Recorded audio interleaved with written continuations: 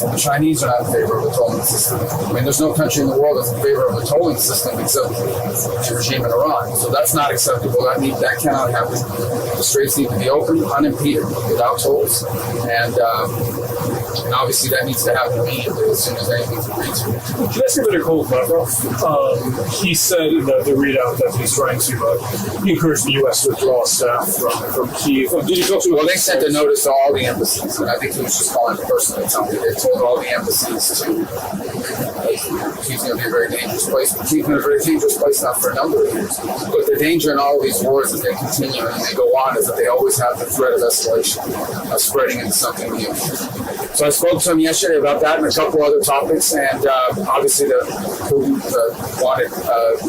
had asked him to call me to relay the message directly to the president, which I did, but obviously we had already seen the notice sent out to all the diplomatic facilities, and I said, right now there is no active, scheduled negotiations ongoing with Ukraine, but the U.S. is always prepared to play a constructive and helpful role if that opportunity presents itself.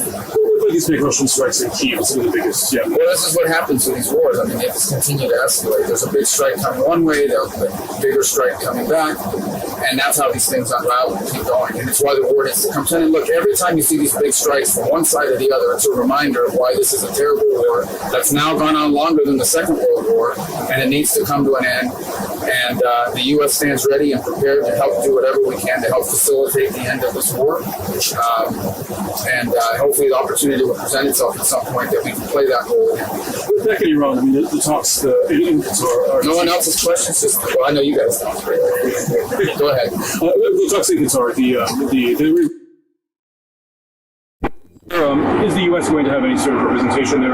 How are you getting the message there? Well, look, I think our position is well stated. The president had a very important, I think, historic call just a couple days ago with a number of leaders from the region. I think there's strong alignment and agreement on what a preliminary draft should look like. I think that, like anything with something like this, and it's going to take a couple days to settle on, even down to the disagreements over a word, a sentence. So we'll have to work through that. If there's going to be a deal, we're going to have to work through that. But this is, it's either going to be a good deal or there isn't going to be one. Okay? Let's go. Thanks very much. Thanks. Good afternoon. It feels like a Monday, but it's actually a Tuesday. So Marco Rubio just said everything in the last 3 or 4 seconds. There's either going to be a deal or there won't be. Deal or no deal. Nothing in between. Pretty much that's obvious. Deal or no deal. But what's a deal look like? And more importantly, what does no deal look like? And I think we all can sit back and realize no deal means lots of booms, a lot of things going off, a lot of things happening. A deal happening is pretty much Iran capitulating, Iran waving the white flag, total surrender, which I don't ever see them doing. There's got to be something that they can walk away from the table feeling as though they did something. You're talking about a culture, an ideology that lives by saber rattling, banging their chest like they're the biggest ape in the jungle. They're not going to just simply bow down. It's not going to happen. And so I'm believing, I personally believe the only way this happens is by force. Their culture is not going to allow them to succumb to the great Satan or little Satan, depending on which one they want to call us at any one time. I think we have to sit back as a group and realize this is only going to end one way, and it's not going to be good. These people have been fighting over there for centuries. They don't comprehend the normal way of doing things. They don't want to. And again, you're talking about an enemy that doesn't just want to win a war. This enemy wants to vanquish your lives, take everything away from you, make you, you're the infidel. I don't even know how they enter into any sort of negotiations because they don't want you breathing the same air. Everything you represent, they don't want. And so you're looking across the table from an adversary whose objective, as stated objective, They've made no bones about it. Their stated objective is to kill America. They're doing a good job with the help of the Democrats over here. They're really trying hard. The Democrats, the media, some people on the right are really helping Iran. They're really helping them try to get through to be able to do the things they want to do. To what end? I don't know. There's no amount of money they can pay you. If for some reason they were successful, they would kill you. You would have to be completely subservient. Women, you'd have to wrap up. Megyn Kelly, you're not going to be able to put your pretty blonde hair up and have a talk show. It ain't going to happen. It is a all or nothing game, which is basically what Marco Rubio just said. They're either going to have a deal or there's going to be no deal. And so people in the media on the plane should have raised the question, what does that mean? Because they obviously don't know. And today I wanted to open this with, I hope you know what it means. As so simplistic as it is, as so easy for everybody to understand, there's a lot of people who don't understand what he just said. And you remember the game show, which I made a little light of with my thumbnail, deal or no deal. That's it. It is that simple. Oh, we're going to have some ongoing negotiations. We're going to wait 60 days. We're going to wait 90 days. We're going to wait through the midterms, and we're just going to keep. No. How do you know that that's where we are? Well, I want to show you something. This popped up on the news earlier this morning. Check this out. Forces launching what CENTCOM is calling self-defense strikes, hitting boats and missile sites in southern Iran. CENTCOM taking defensive action to keep U.S. troops out of harm's way, while President Trump's negotiating team appears positive that they are moving closer to finalizing a peace deal. Meanwhile, Fox can confirm that the president will host his cabinet at Camp David tomorrow for a high-level meeting. Though the White House confirmed the gathering, no additional details have been offered, and we will bring you any information as soon as things come in. Yeah, right. Why, with this giant white building in the middle of Washington, D.C., with skiffs and all kinds of opportunities to have people come in, it would be very secure. Why are you taking the entirety of the cabinet, including Tulsi Gabbard, and going to Camp David? Does that tell you or put off any red lights to you? Why would President Trump invite all the cabinet and say, hey, we're going to go meet over there, secluded, away from everybody else, even though you've got a very protected White House, or do you? Are there people in the White House that you don't want knowing what's happening, seeing what's happening? Wonder if the press is even going to be invited. If I was one of the mullahs over in Iran, I would think to myself, oh, wait a second. You're taking everybody off site? You're all going to go over to Camp David, place you don't visit that much? You've noticed over the years, President Trump either is in the White House, one of his clubs, or he's at Mar-a-Lago. How did all of a sudden they decide they're going to bring the entirety of the cabinet and we're all going to go have a picnic at Camp David? Could be completely wrong. It could be completely innocuous. President Trump may just want a change of scenery. Yeah, all that stuff. Or possibly is something getting ready to go down. Deal or no deal? Your time has run out. I want the nuclear dust. I want to be able to stop you from getting a nuclear weapon. I want to stop you from being a pain in the ass to the whole world. I want to find out the origination of this nuclear dust, this uranium. I want to obliterate the deep state. I want you to pay attention to something, not from me. I'd like you to pay attention what you're not hearing in the media. You may hear it from me. You may hear it from other podcasters. You may talk amongst your friends about it.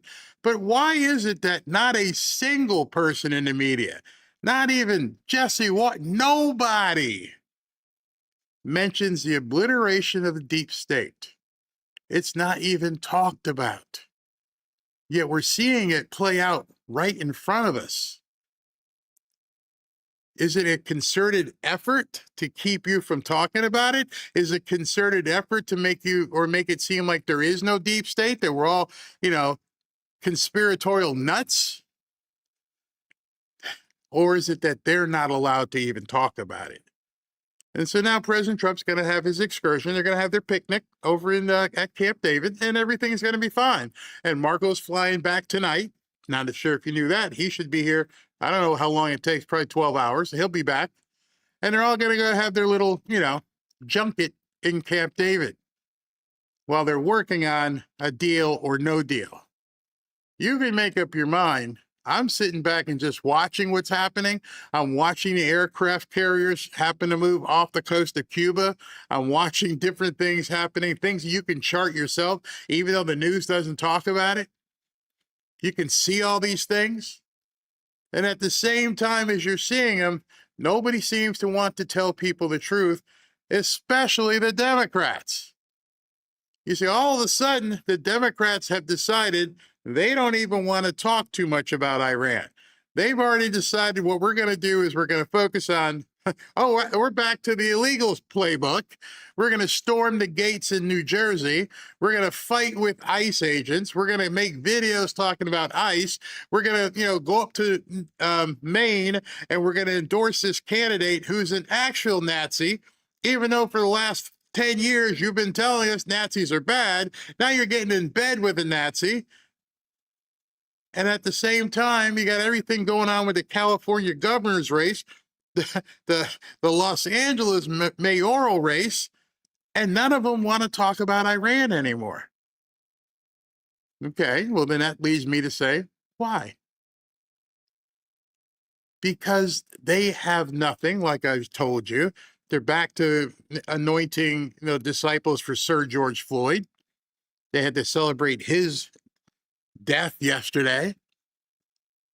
Nobody wants to talk about what's on the table because it involves too many of them as well. The deep state being obliterated means many of them will have no cover. And so the chaos, I believe, has begun.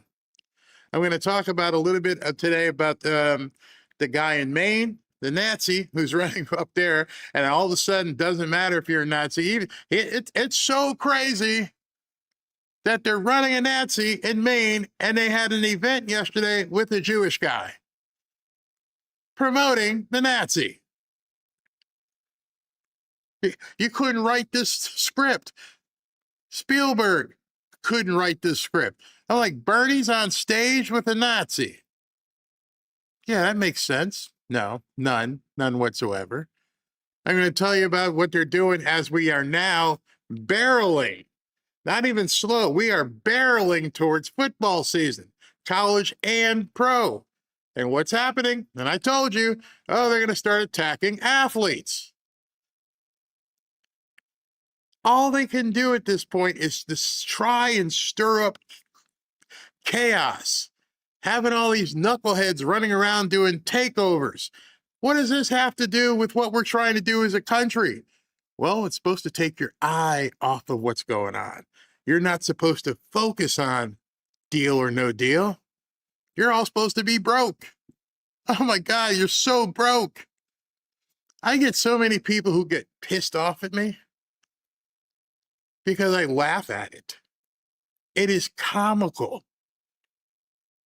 I told SV today, we were going back and forth, and I'm like, I'm so pissed off. I've had it with X. It is a whiny bitch fest. Everybody's on X saying about they lost their monetization and we're not making any money and Trump's economy and blah, blah, blah, blah, blah. I'm like, you people disgust me.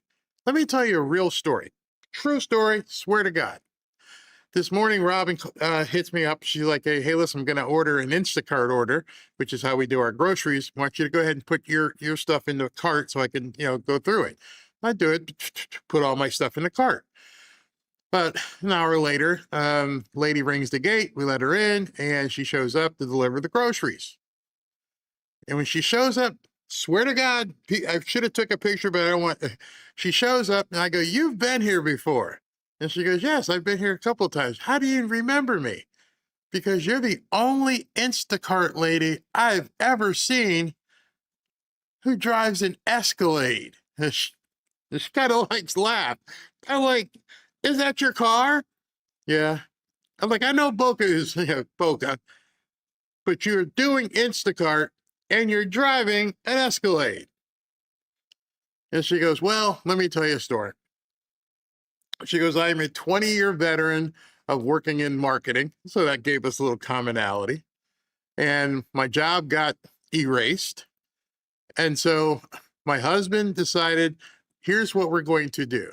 You are going to do something. I'll take up some extra shifts and blah, blah, blah, blah. I don't want to get into what he's doing. But she's like, I said I would go ahead. I got this big vehicle. And, I didn't have much left to pay on it because, I was working for 20 years. And I'm going to drive Instacart. She goes, I didn't want to do DoorDash. I didn't want to, have to deal with people like that or go into weird places. But she goes, groceries, I could go in a store. I'm used to shopping and I'll bring people their groceries. And she goes, I'm making so much money. I work when I want to work. I absolutely love it. And my husband says, I'm so much happier. She said that.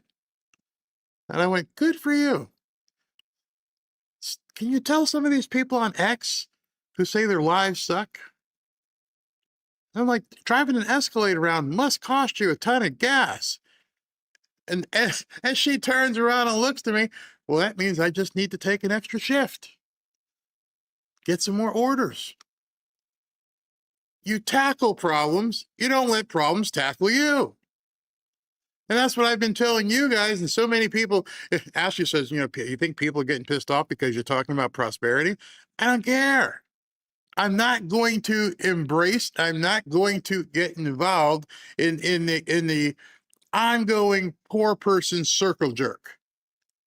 My job, I've taken it upon me to say, watch what Trump is saying, watch what Trump is doing, be ready for everything that's happening, and understand it's not as they tell you. There's a song by Billy Joel.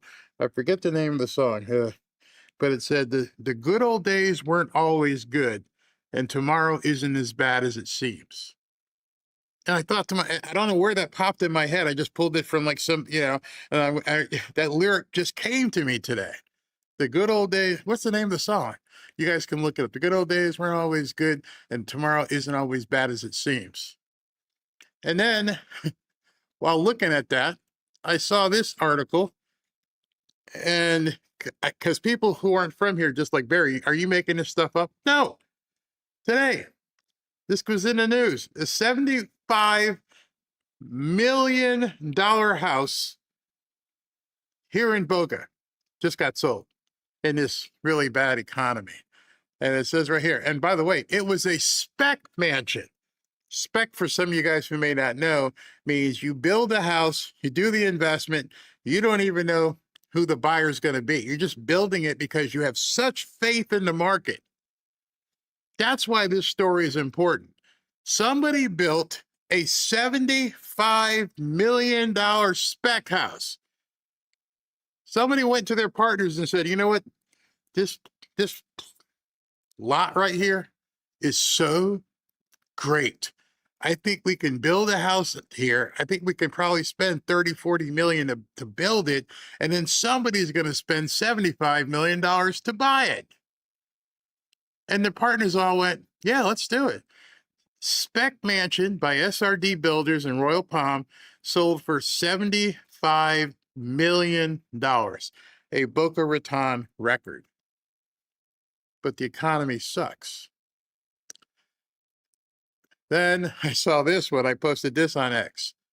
I said, "Oh my God, honey, sell everything. It's Armageddon. It's all over." But wait, I'll tell you but wait.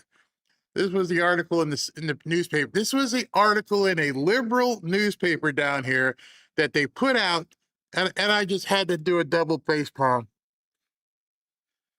Fewer tourists visited Florida in first quarter of 2026. Most people are only going to read the headline.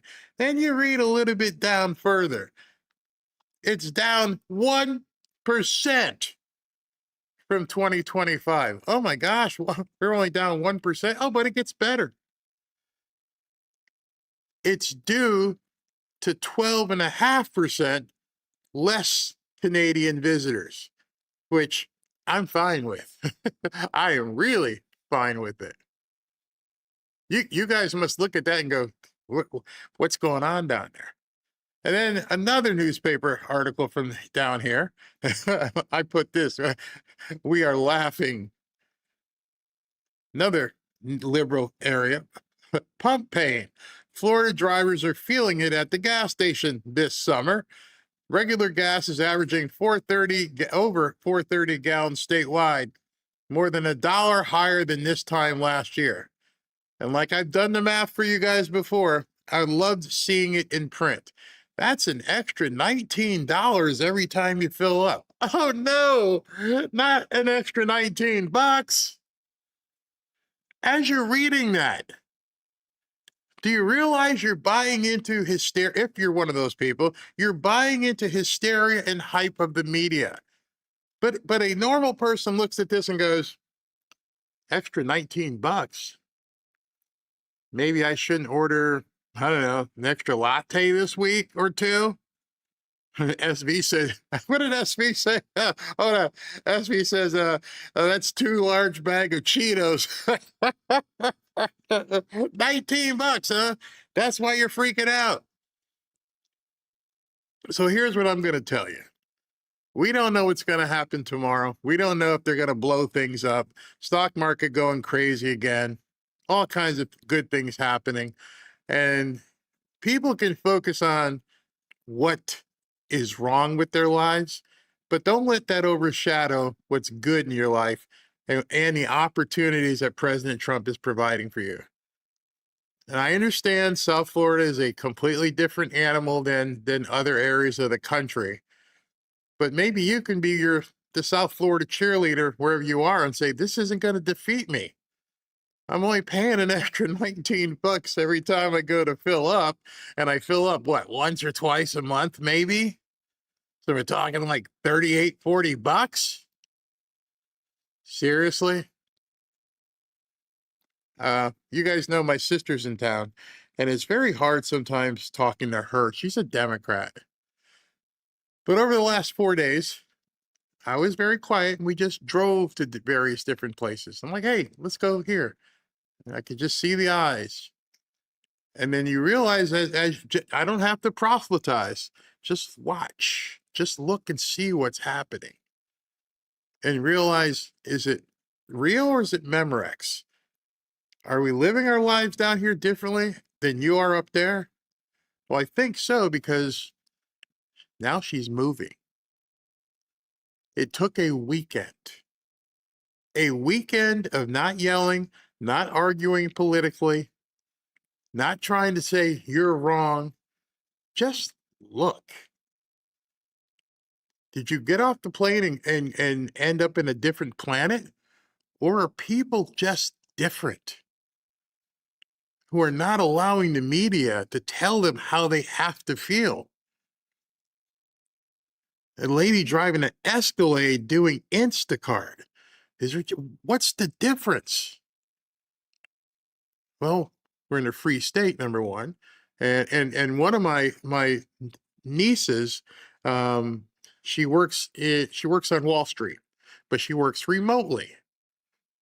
And she pays $4,500 a month for like a box in Manhattan, but she works remotely. She found out, hey, I could just go anywhere. Yeah. Guess who else is moving?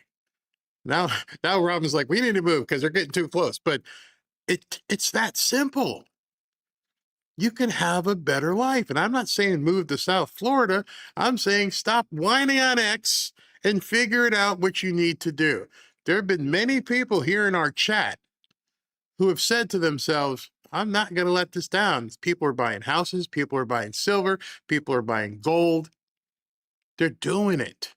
And I think what it is you just have to break that shell and realize no matter what happens here, if we start dropping bombs tomorrow or if there's a handshake and a deal, no matter what happens, that shouldn't define you. Because as soon as that defines you, then you're done. If you're waiting for the government to figure out how you need to live your life, the different opportunities that are there for you, it's too late. Let that happen. That's their job. What's going to happen? You're going to drop bombs. You're going to make an agreement. Fantastic. Meanwhile, here's what I'm going to do. I'm going to go back to school and learn AI. I'm going to take some YouTube classes and find out how this stuff works with prompts. I'm going to open an art studio. I'm going to buy a house. I'm going to renovate a house. I'm going to do this, this, and this. I got one more example for you. And I do it because it's so close. My daughter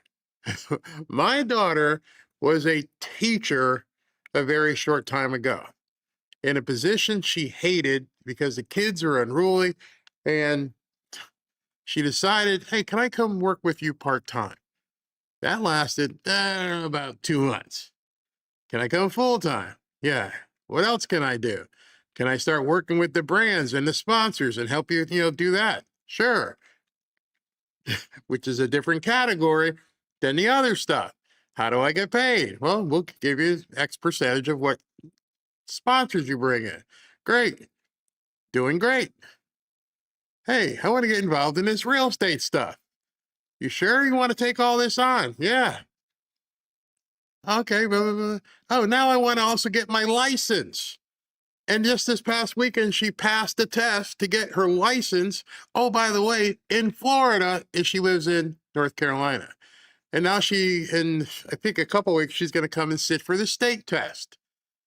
All of that, not because anything that's happening in the news, but because of her own self-initiative.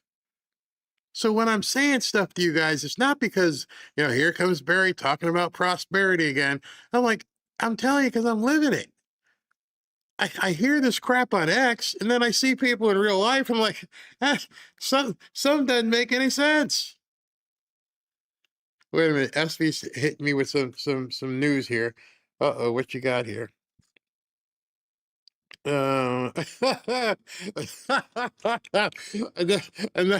Another troll.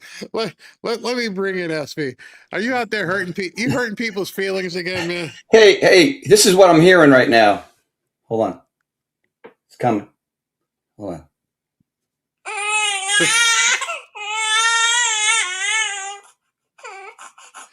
Oh my God. Oh. Yeah, I just smacked a troll. He's upset about President Trump. You saw the post. Yeah, I'm looking at it now. He didn't last very long. Ay. But see, all of this stuff that, where people are crying about what Trump's doing and everything else is like, and one of the biggest things I talk to some people about, and they always say to me, well, I get this, Trump doesn't care about you. And I'm like, is that supposed to hurt my feelings? You're telling me that the president doesn't care about me? I don't care. I don't need him to, quote, take care of me. And I don't understand when people say that. All I want to do, as I've said this many times, just get out the way. We'll take care of ourselves. If we're free to run. I take care of myself, man. Hey, so we got some news. So President Trump aced his medical exam. Of course, the left nut media is hoping that it was not good. Meanwhile, Potato Head is, stumbling upstairs and crapping his pants. But, news in South Carolina, this is disappointing. So rhino betrayal in South Carolina. State Senate blocks advancing the 2026 redistricting map, which would have been 7 Republicans, 0 Democrat. The vote was 20-24. Nearly a dozen Republicans joined the Democrats. And they were Bennett, Campson, Cash, Cromer, Davis, Hembry, Johnson, Massey, Peeler, Rankin, Stubbs, and Zell. So we need to primary these sons of guns, just like Indiana. That's I've never unfortunate. seen so much Stockholm syndrome in my life. These people just, they want to be the Yeah. Washington Generals. Washington Generals, for you guys that don't know, are the team who played against the Harlem Globetrotters, and they would just go out there and get embarrassed just so they could be on the same court with the Harlem Yeah. Globetrotters. But that's what a lot of it down here in the South is the awful thing. The other part of that is what I've said in regards to Christians just aren't used to fighting. And I'm not going to, belabor that point, but some people think, hey, we just get along.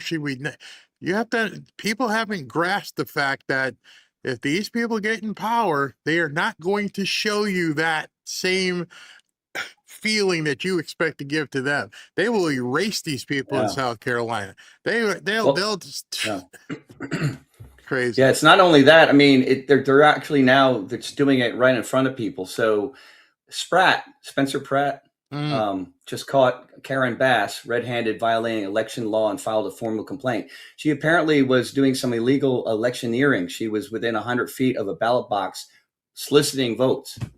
It's on camera. She posted it. It's like they don't even care. So, I mean, these examples are a very good reason why we need to pass the SAVE Act. We got to do it. It has to be done because like you said the other day, there's going to be more votes than the people that live in LA. The math is not going to add up. I'm almost, I think the Democrats' worst nightmare is that for the election to be canceled. And maybe that's what we need. Maybe we need an old-fashioned revolution where somebody says, we're not doing this anymore. We're done. We're going to because what I got to let you guys know what's going to be happening here in about 5 minutes. It's going to be I don't know if you know this, SV. JD Vance is hosting a fraud roundtable. Yeah. And so we're going to be jumping to that as soon as he walks out. The camera is up. And they are finding so much fraud. And the Democrats, again, won't even discuss it. They're out there running around the street trying to break into the ICE detention center, but they won't discuss fraud because as far as they are concerned, there is no fraud. We can do what we want. Yeah, well, look at about a few days ago, Nick Shirley was posting that, after they discovered the $90 million fraud, they said there was nothing but crickets coming from Waltz and Omar. Mm-hmm. Next day, they're giving kudos, for George Floyd. Yeah. And that's it. I mean, you would think that after finding $90 million in fraud, you go, yes, thank goodness we found the fraud. We're going to, give the money back to the people. No, obviously they know about the fraud and it's only going to get worse. Wait till they hit California. Wait, I think he's going to drop some stuff here. The roundtable, they're going to be talking about probably how they're going to enforce some of this stuff, which I think goes hand in hand with the obliteration of the deep state. Just keep turning off those spigots so they can't turn off the money. I don't even know who's attending it. I can only see like a partial group of people in the room. But what's interesting to me, SV, I'm going to take you off for a second because I want to show everybody this. Okay. Let me just show you guys this. It would be this feed here. All right. So what's very interesting to me is this is where they're going to be holding this hearing or roundtable on fraud. If you can see the guys up against the wall, this is the room where we did our interviews. Why would there be two military guys in the anti-fraud roundtable? I just happened to look over and went, wait a minute, there's two guys with medals and stuff on their chest. Those are military guys. I think one of the things we're about to hear, well, we may not hear it today, but the message that's being put out there is the military is going to have to be involved in some of this stuff. Here's some of the key attendees. We have 15 Republican state attorney generals. We have Derek Brown from Utah, Marty Jackal from South Dakota, Raul Labrador from Idaho, Gentner Drummond from Oklahoma, Todd Rokita from Indiana, and others from some other Republican-led states are expected. Wow. Also, FTC Chair Andrew Ferguson, the task force vice chair, and likely other White House or DOJ figures tied to the fraud initiative. References to Colin McDonald in the broader effort. Let's see here. Democratic attorney generals were invited, but they declined to attend. Hey, there's somebody stealing in your backyard. No, that's okay. we don't want to know about that. We don't want to do anything with crime. We don't. Dios mío, Dios mío. We're gonna let every illegal run free. We're gonna let boys play in girls sports, and we can steal. It's a beautiful place to live in the Democrat area, and we're gonna have these teen takeovers. And I'm thinking to myself, how can you not show up to a fraud unless you just don't care? And, don't care, or they're involved. They're complicit. I mean, that too, right? Yeah.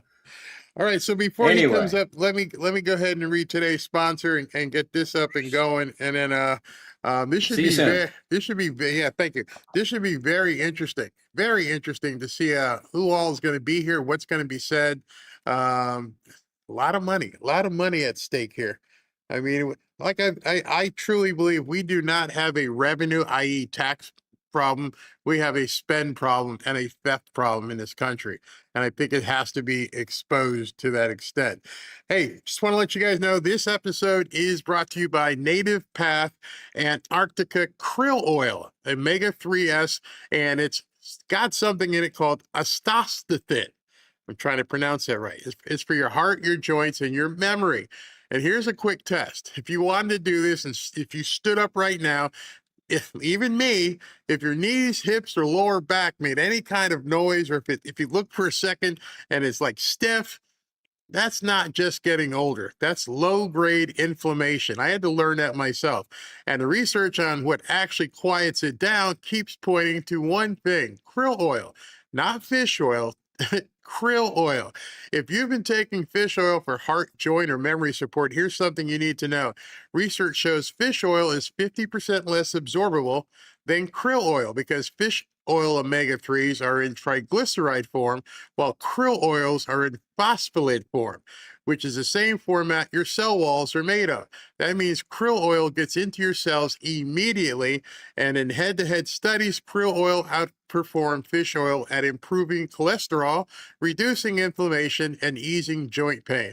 I just want to tell you, as a former football player, as I'm 65 now, things creak. When I go like this, it's like, feels, I can feel everything.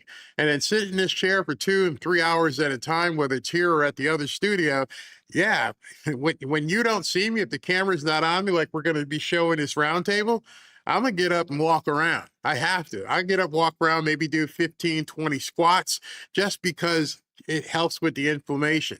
So Native Path Antarctic Krill Oil is sourced from pristine Antarctic waters, contains powerful antioxidant astaxanthin, and comes in a tiny soft gel. No fishy burps, no bad aftertaste.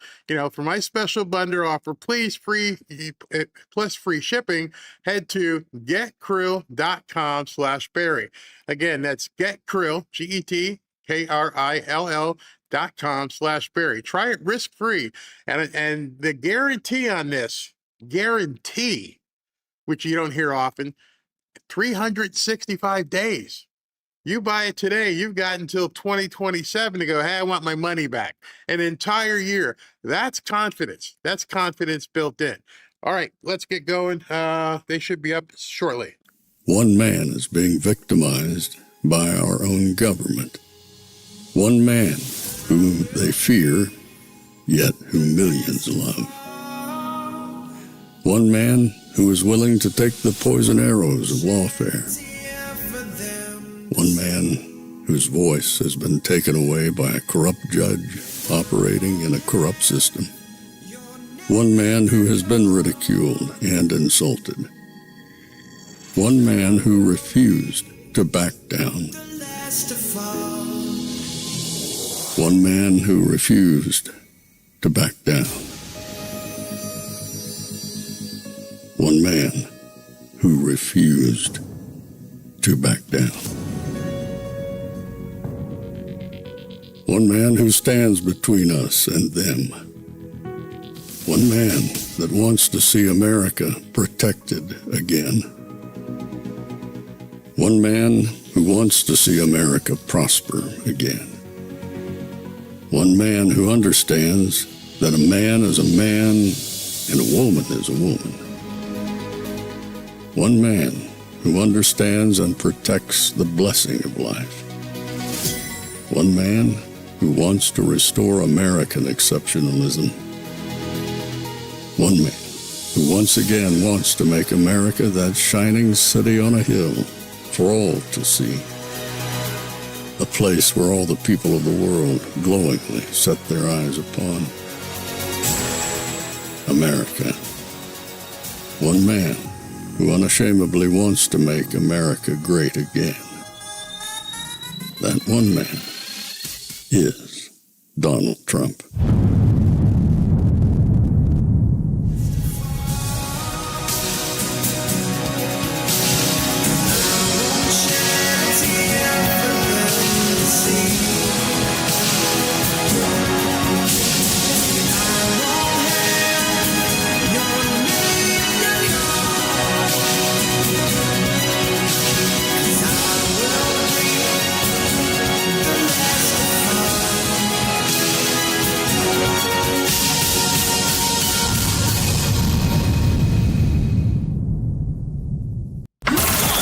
This is Fanfare with Barry Cunningham.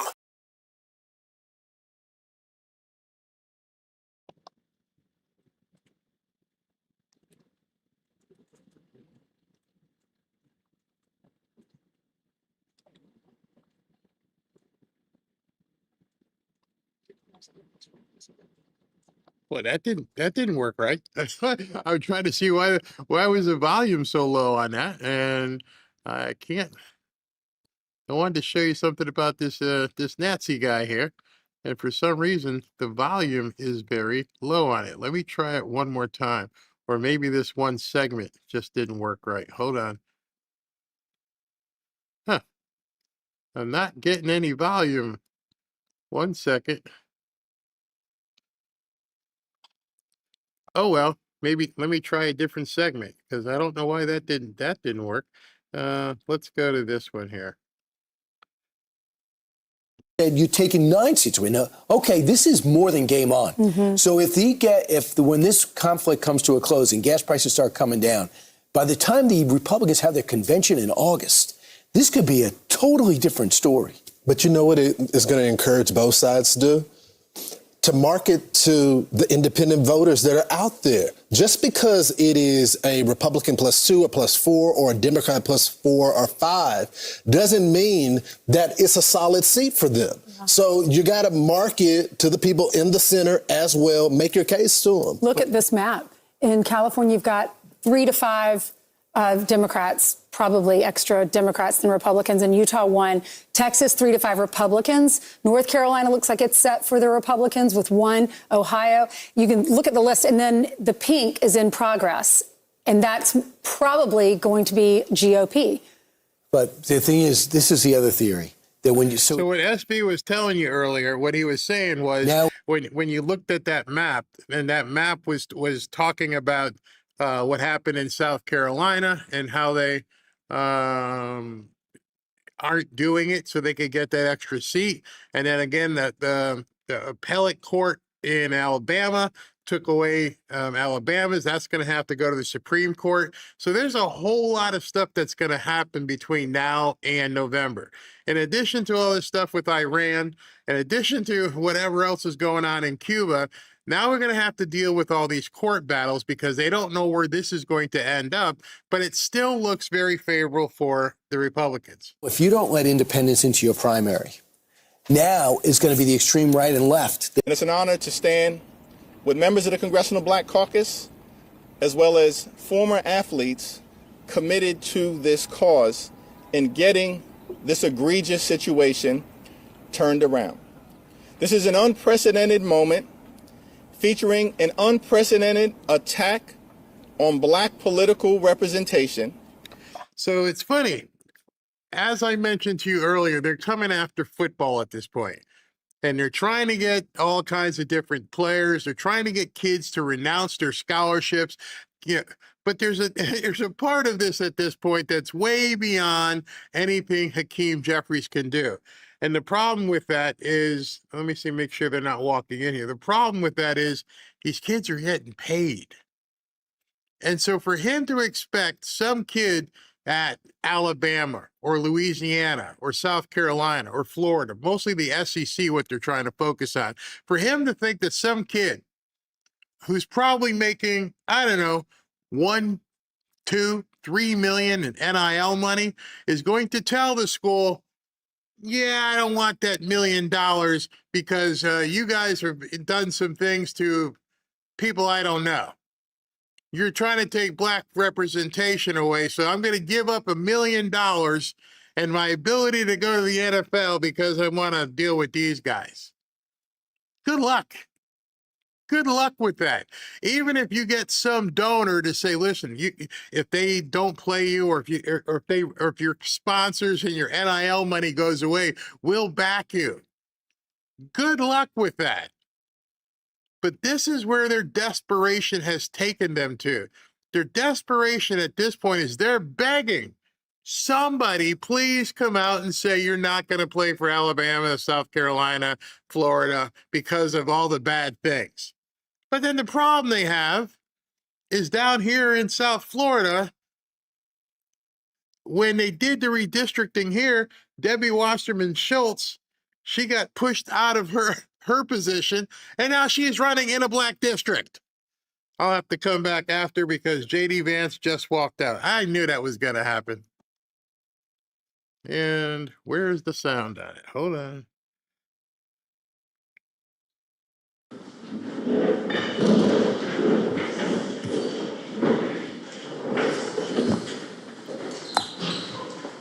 Okay, so what we're going to do is make some introductory remarks from me, from Andrew Ferguson, and from Stephen Miller, and then we'll kick out the press and have the real conversation. But first, let me say thanks to all of you for being here.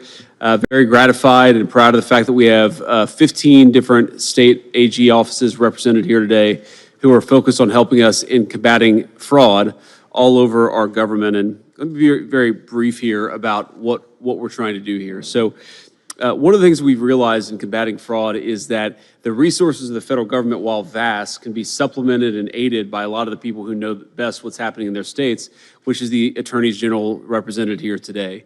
And they have a lot of legal resources, they have a lot of prosecutorial resources, and of course, they have the desire to prevent fraud as much as we do. And so I appreciate these leaders for being here because we're going to work together, state and federal government, to try to combat fraud. I'm particularly gratified here that this is not a partisan effort. I believe we have a couple of representatives from the attorney generals in Connecticut and Oregon. And as I've said repeatedly, this should not be a partisan effort. Everybody should care about fraud.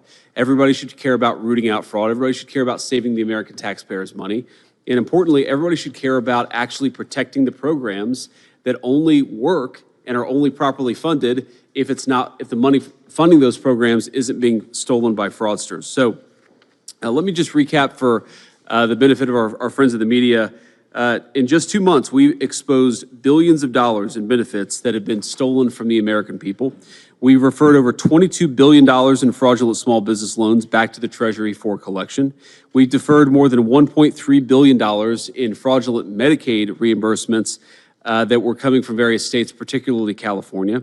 We put a 6-month hold on enrollments for new hospice and home health care providers because so many of the newer hospice providers were not actually providing hospice services, but were just focused on fraud. So we're going to cut that out for a little bit and try to get to a place where we can actually certify that the people providing hospice services are actually providing those very necessary and important services. We recovered taxpayer funds from the $135 billion stolen after the floodgates were open in the immediate aftermath of COVID.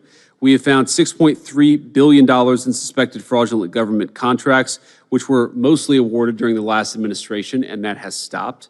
And finally, we've blocked $60 million in student aid fraud that should have gone to young people trying to get an education, but instead we're going to fraudsters. And I think the theme here of the anti-fraud task force up to this point has really been that we're protecting two classes of victims here. We're protecting the American taxpayers who shouldn't have their money stolen by fraudsters.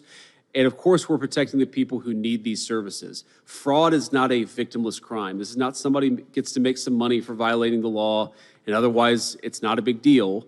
This is people who rely on critical services, students who rely on student loan services, sick people who rely on hospice care, a number of small businesses who rely on the availability of these loans so that they can grow their business and hire people. All of these people, all of our fellow Americans have been taken advantage by fraudsters, and the task force is here to stop it. So without further ado, let me kick it over to Andrew Ferguson, who's going to talk a little bit about how we're going to work with these state attorneys general. And it's attorneys general, right? Not attorney generals. It's very counterintuitive. We got to change this. Maybe the group here together, we got enough of a critical mass of attorneys generals to change it. But Andrew, attorneys general, I'm never going to be able to get that right, and the media, of course, is going to make fun of me for it. Andrew, over to you. Thank you. Thank you, Mr. Vice President, and welcome to all the state attorneys general. I'm very grateful you traveled all this way to discuss one of the most pressing problems this nation confronts. When I was Solicitor General of Virginia, I served alongside many of you and fought against the Biden administration to protect our border, our religious liberty, and our right to keep and bear arms. And today we're here to talk about another problem that we need to partner with you to fight that the Obama administration and Biden administration made much worse, which is widespread fraud against our benefits programs. Our benefits programs and our whole society was designed for a high-trust people. The American people rightly expect that their fellow citizens will deal with them and with the government honestly and fairly. That's why for up until the last decade or so, shelves in our grocery stores and our pharmacies were open and readily accessible. We weren't accustomed to seeing security guards outside of banks or jewelry stores. We didn't have to worry about organized retail theft or industrial scale scammers of the type you all protect your citizens from every day. Nor did we have to worry about piratical fraudsters raiding our benefits program. But sadly, that is no longer true. It's become clear that huge groups of people in this country are taking advantage of our longstanding culture of trust to enrich themselves at the expense of the American people. I think a brief example would be illustrative. Just this weekend, I was shopping at a big home improvement store to buy a drill to do some home improvement. And I had to hit a call button and wait 15 minutes for a sales associate to come unlock a steel cage and a steel padlock to get access to a drill. It's why deodorant is now locked behind plastic windows at pharmacies. It's why security guards are seen at every store in America. The social trust has evaporated and people are taking advantage of it, and the same is true with our federal benefits programs.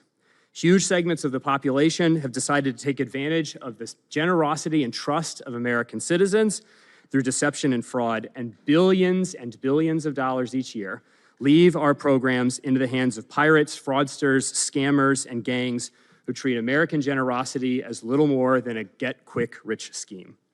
We shouldn't have to live this way.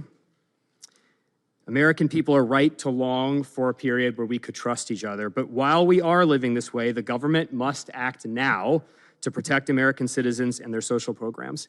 That is why President Trump has focused on this issue, and that is why the president selected the Vice President of the United States, a man who sits atop the rest of the government to coordinate the entire federal government's efforts to stop fraud in all of our benefits programs.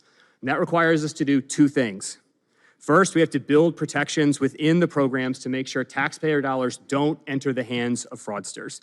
That's what the task force under the Vice President's leadership has been doing for months. With our agency partners, we've uncovered tens of billions of dollars in fraud and prevented billions from going out the door into the pockets of fraudsters. For agencies that had robust anti-fraud systems that the Biden administration turned off, the task force and the agencies have turned them back on and prevented billions of dollars from leaving the agencies. And for the agencies that didn't have those systems, the task force has come alongside them and harnessed the power of American AI innovation to build automated systems to keep that money in the agency. It saves thousands of man-hours every year and billions of dollars that otherwise would exit the agencies and enter the hands of fraudsters. But the second thing we must do, and the reason we brought you all here, is that we must restore deterrence by finding, prosecuting, and punishing fraudsters. Unless fraudsters believe that there will be consequences attached with attacking America's benefits programs, they will keep doing it. Our fraud detection systems will stop much of it, but cannot stop it all. The only way to defeat the fraudsters is by making sure that they know, every single one of them, that if they try to commit fraud, they will be pursued, arrested, prosecuted, and jailed. And that is why the Department of Justice has created the brand new National Fraud Enforcement Division to coordinate the federal government's anti-fraud law enforcement efforts along with the task force and the Homeland Security Council. And this is where you come in. The federal government wants to partner with all of you to combat this fraud. All of you controlled your state Medicaid fraud control units. All of your Medicaid fraud control unit lawyers are on the front line of the war against fraud. It is extremely important that they be effective, ready to fight as much fraud as they can, and that's why HHS will be conducting a thorough review of all of your Medicaid fraud control units to ensure that the nearly $500 million that the American taxpayers give you every year to fight fraud will be used to fight as much fraud as possible. Now, in a moment, the head of the Fraud Division, Assistant Attorney General Colin McDonald, will explain all of the ways that state AGs and DOJ can partner to coordinate and cooperate and put as many fraudsters in jail as possible. But before I close, I just want to remind all of us why this really matters.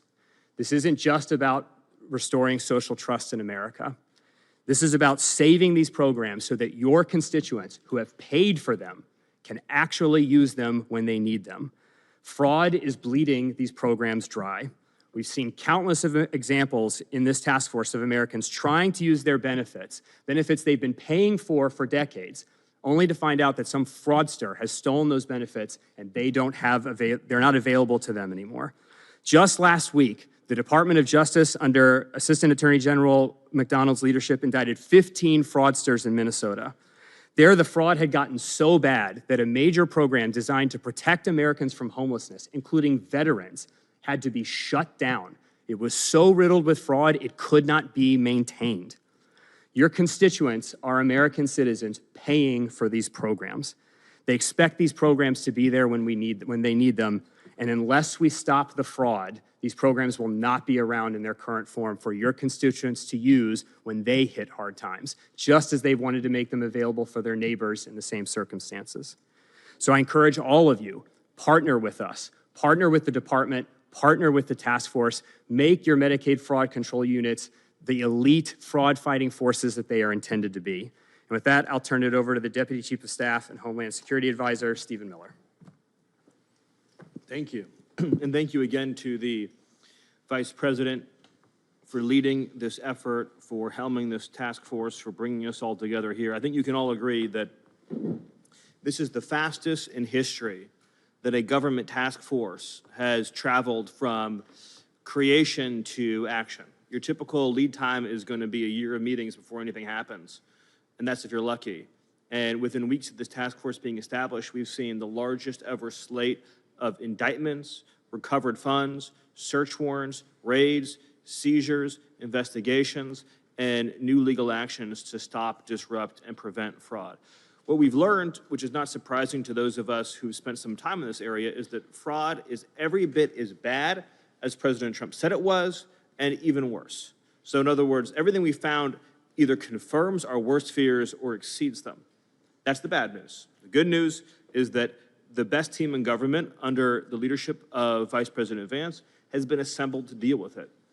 And of course, one of those men who you'll hear from in a second is to my right here, the Associate Attorney General for Fraud Enforcement, Colin McDonald. But before I yield the floor, I do want to just touch on one of the points that Andrew hit on in his remarks. All of the systems in our country, whether you're talking about voting, whether you're talking about entitlements, whether you're talking about welfare benefits, were set up based on the honor system. They're set up based on the idea that you could trust the average person through their own morality to abide by the rules and comply with the law. And so the way most welfare works in most states and most places is we take your word for it. If you fill out a piece of paper and you say your kids are hungry, you are going to get food stamps. We don't check as a country if you even have kids. The fact is basic as that. We don't even check if you even have children. You will just start getting the checks. And so what's happened to our country is we became a society, as we've seen with the Somali refugee problem in Minnesota, where you have a large number of people that are not following the honor system, they're not playing by the rules, they're not abiding by our laws, and the amount that has been fleeced from us is in the hundreds of billions of dollars. I believe, based on what I've seen and what I've heard, is that we could balance the federal budget if the only dollars that went out of the Treasury went to individuals who were properly, lawfully, correctly eligible to receive them. And that ultimately is going to be what we have to do as a country. In the meantime, because of the Vice President's leadership, you are seeing the most muscular, robust, aggressive, dedicated, determined, and speedy effort to shut down criminal fraud that has not only ever occurred in the history of this country, but in any developed nation. So thank you. Thanks, Stephen. Colin. Thank you, Mr. Vice President. 50 days ago today, Acting Attorney General Todd Blanche announced the creation of the National Fraud Enforcement Division at the Department of Justice. And today, 50 days later, the Fraud Division has announced 450 major fraud events occurring across the country, from charges to convictions to sentences. We are off to a rapid start to protect you, the American taxpayer, and ensure that your dollars stay where they belong, and that is in your pocket. When an individual's money is stolen, that individual takes it personally and does everything they can to recover their money. This task force, under the Vice President's leadership, we are here to take it personally every time someone decides to rob the United States of their money. We are here to take it personally when someone decides to take money from a program designed to give money, food, health care to the needy, the sick, and the elderly. That is what the Fraud Division is here to do. It's to take it personally for you, the United States of America, when your money is stolen. In the last 50 days, our work includes the unprecedented charges against 15 defendants for Medicaid fraud schemes in Minnesota. It includes charges in a $650 million sober homes Medicaid fraud scheme in Arizona. It includes a guilty plea in a $270 million Medicaid fraud scheme in California. Those are just a few of the successes of the Fraud Division and the Department of Justice in the last 50 days. And we're only getting started. This is just the beginning of our fight against fraud, and that's where these partners come into play, because we need your help. Our division is called the National Fraud Enforcement Division for a reason. It's not the Washington, D.C. Fraud Task Force, it's the National Fraud Enforcement Division, because the fraud problem is national, and our state partnerships are critical to solving the fraud crisis in our country. So I'm going to give 3 things that our state partners here can do right now today. Number 1, we heard about the Medicaid fraud control units. Re-energize and fully mobilize, fully maximize your state's Medicaid fraud control units. When we're done, we want to rename those into the Making Fraud Completely Unprofitable Unit, MFUCU. These units are your state's and really the country's first line of defense against Medicaid fraud. How many active investigations do they have? How many are ready to be charged? If partnered up with DOJ, how many could be charged in the next 90 days? Under your leadership, the MFUCU units can flourish. Second, join the DOJ's newly launched Special Attorneys Program. This program has unlocked $300 million to combat fraud, drug trafficking, human trafficking, and crimes committed by aliens in your state. This grant program will pay for you to send attorneys to join the Fraud Division or your local U.S. Attorney's Office. In addition to paying the full cost of prosecutors you send the DOJ, you can receive a 20% premium to boost your justice system staffing and capacity. Third, and this is critical, bring your state's investigators and data to the table. For us to bring a case, we need documents, we need witnesses. Bring your documents and bring your witnesses to the table. Don't run with your ball and go home. Come to the table and solve this problem with us. Your state's data, including Medicaid payment and claims records, and the expertise of your investigators are essential to uncovering fraud. We've developed a successful playbook for exploiting this kind of data to prosecute fraudsters. Next week, we'll be on the road to announce a partnership with a state that is leading the way in advancing coordination efforts with the Fraud Division. The state AG and the Mafuku unit are taking aggressive action against fraud. The state auditor, the state AG, and county prosecutors will be participating in our special attorney program, and the state treasurer and secretary of state are joining a statewide benefits fraud task force comprised of federal and state partners, which will be chaired by the U.S. Attorney's Office. And we invite you all to join us in similar efforts. It is our mission to combat fraud, no matter how big, no matter how small, no matter how hard, hold criminals accountable, protect victims of crime, and restore trust in our government. Come join us in the nationwide fight against fraud. We are ready to partner with you. Thank you, Colin. And let me just leave one final thought here before we dismiss the press and get down to the business of the meeting. So, as Andrew very ably pointed out, these are not victimless crimes. Sometimes the most vulnerable people in our community are the ones who suffer when we don't take fraud seriously. One of the cases that was part of Colin's series of indictments last week in Minnesota stood out to me, and I think highlights how particularly egregious some of these fraudsters can be. And it's a man who was supposed to be providing services to allow elderly people to live full and independent lives. And what happened instead is that the man who was supposed to provide these services, reimbursed by the Medicaid program, was providing nothing. No services, no help, no check-ins, and the very man, the vulnerable elderly man that he was supposed to be protecting and looking after, was reimbursed by the taxpayer in order to do exactly that.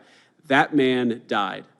And one day before he died, after months of being neglected by the caretaker who was getting reimbursed by the American people, one day before he died, he submitted his final reimbursement for services he never provided for a man he never cared for. And that man lived his final moments on this earth neglected while a fraudster got rich by providing services that he never actually provided. That's what we're trying to stop, ladies and gentlemen. That's what we have to fight back against. It's a shame that anything like that happens.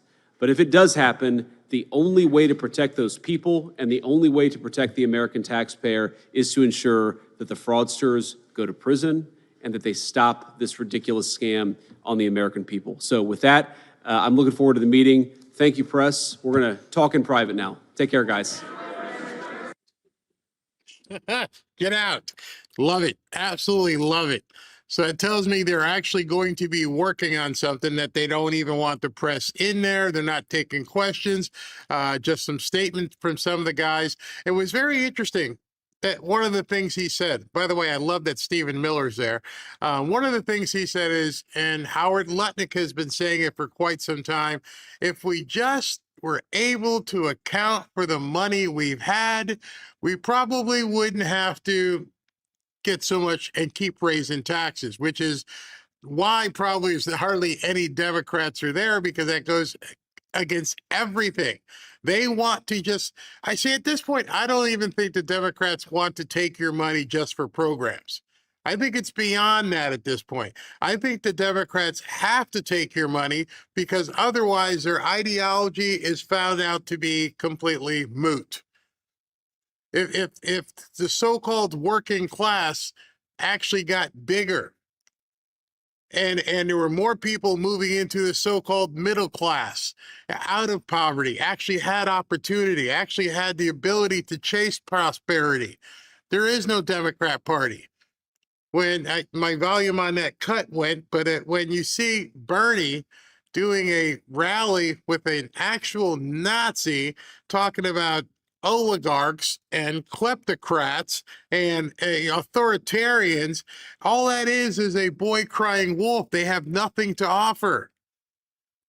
When you say billionaires shouldn't exist, remember something. It's very important for even you guys to remember. And it's part of what the stuff I've been seeing on X that I'd really like to tell you about. Billionaires compile and drive revenue. They don't take any money out of your pocket.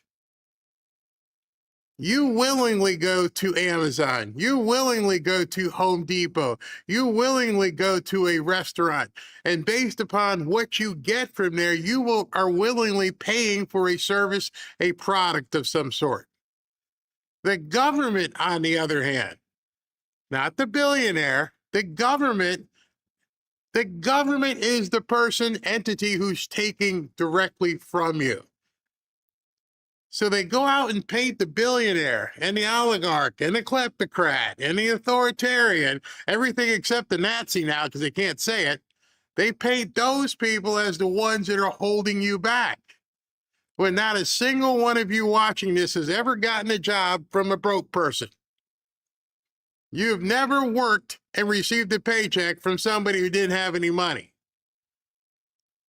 And people don't look at it from that perspective because the Democrats are really good in trying to blindfold people and MK Ultra them into thinking the billionaires are the bad ones. No one should be a billionaire.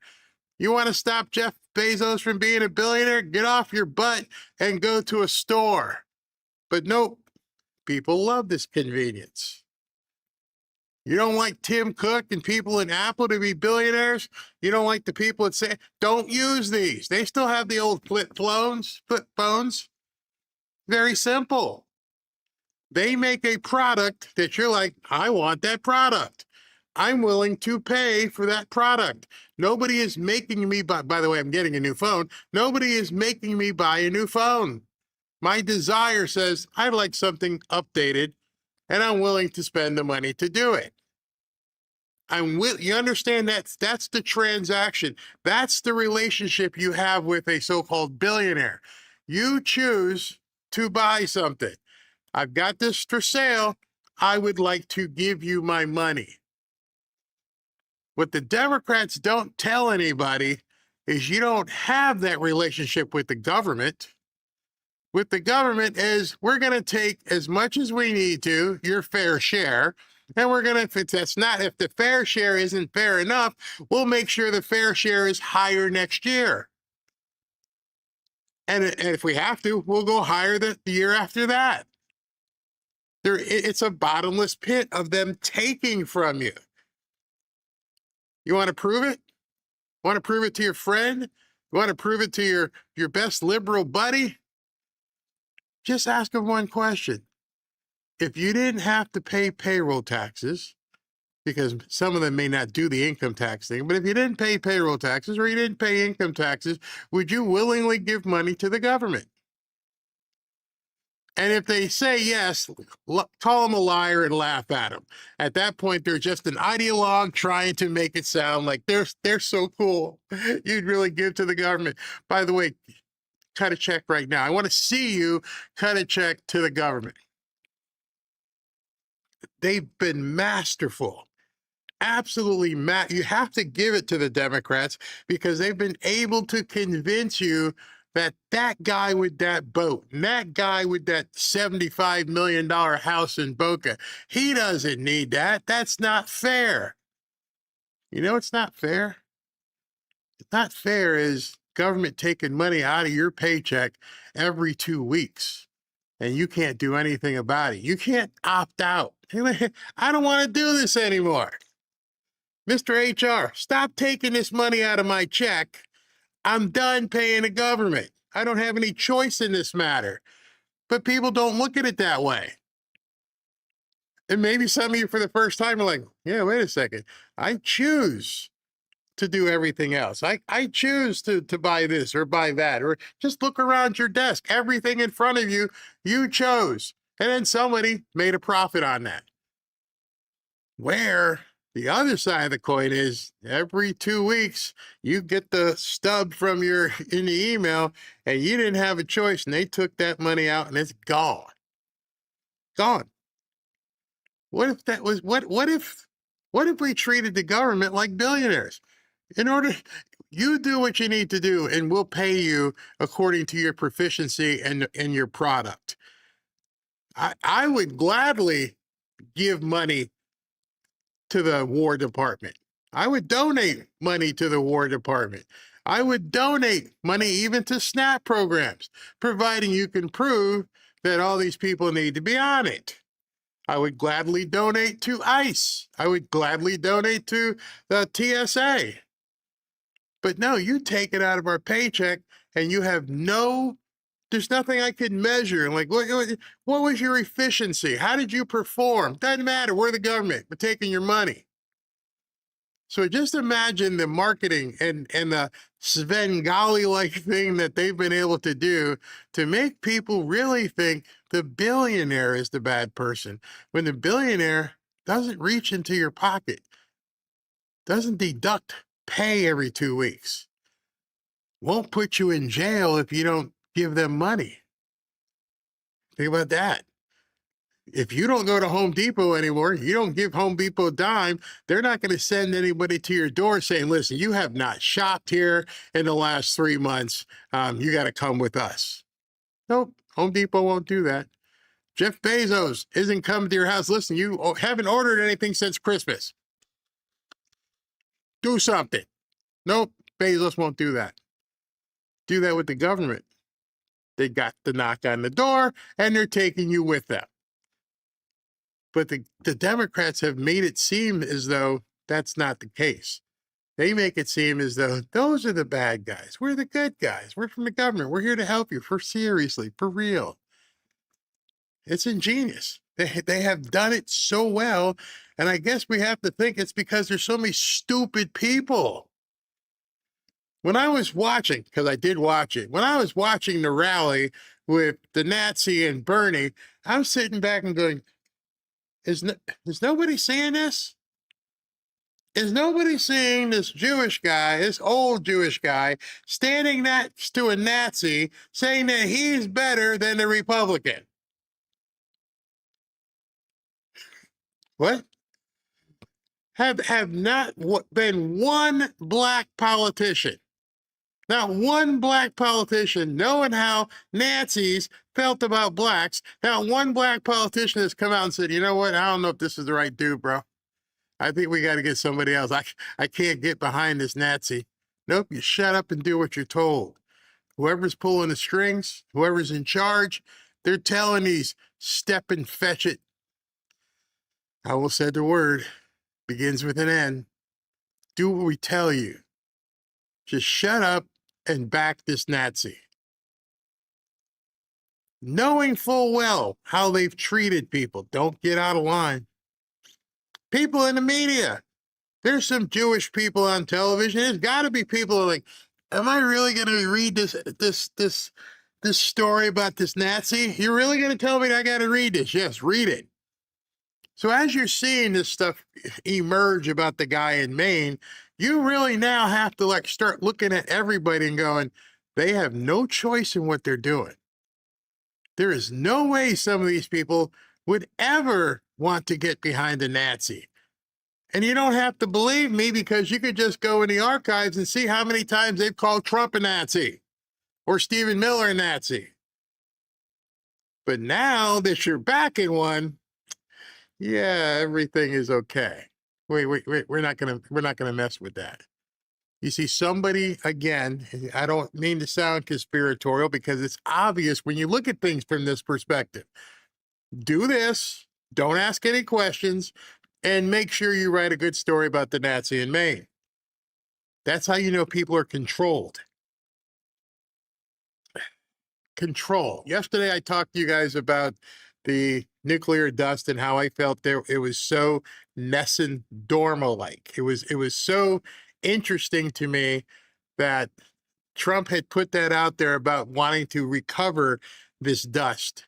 And I mentioned to you in the movie, Some of Our Fears, that there's a way that they can basically look at this stuff and see where it came from.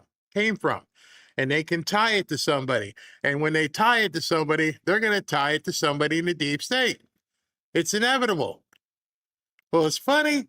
Just now, SB hit me up with a text. Everything, I love when I say something and then it starts showing fruition.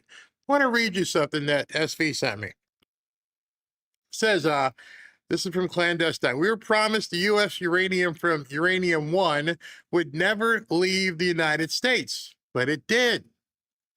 Some went to Canada, which was then sent to Europe and Asia.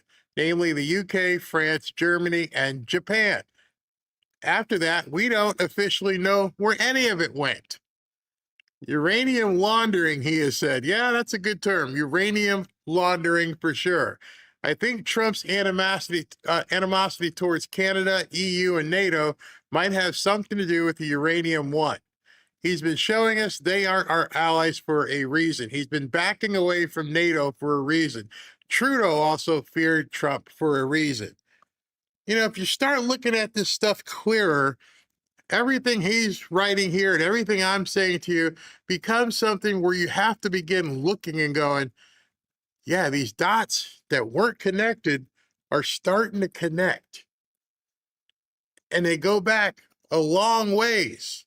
Go look into the uranium one and find out who that was, Hillary, and see who was involved in all of these things. And you think what you start looking at Hillary and some of the stuff that she's done and Obama and how this stuff all begins to connect. Again, like I said, Hillary and Obama are not the people pulling the strings. They are puppets being pulled by other people. But nonetheless, when that happened, she was involved in it. Says, this also might explain why the EU, NATO have been unwilling to help with Iran. They don't want Trump to succeed because it turns out that Iran got their hands on U.S. uranium from Uranium One. It wouldn't just be Obama and his administration who are responsible. Europe and Canada have dirt on their hands also. How would they have dirt on their hands? He's not saying it, but he's saying it. How would we know if NATO partners got dirty hands here? Obviously, Russia played a role as well via Rosatom, and perhaps this is why they have offered to take the enriched uranium in Iran. I think it's safe to say Iran is about much more than just Iran. This potentially implicates multiple heads of states around the globe, the biggest crime in history. I hope more people begin seeing this. I hope more people begin looking into this. This is way bigger. I said it yesterday, way bigger than some Iranian Strait of Hormuz. We're talking about deep state obliteration. Hormuz, where we're going, we don't need Hormuz.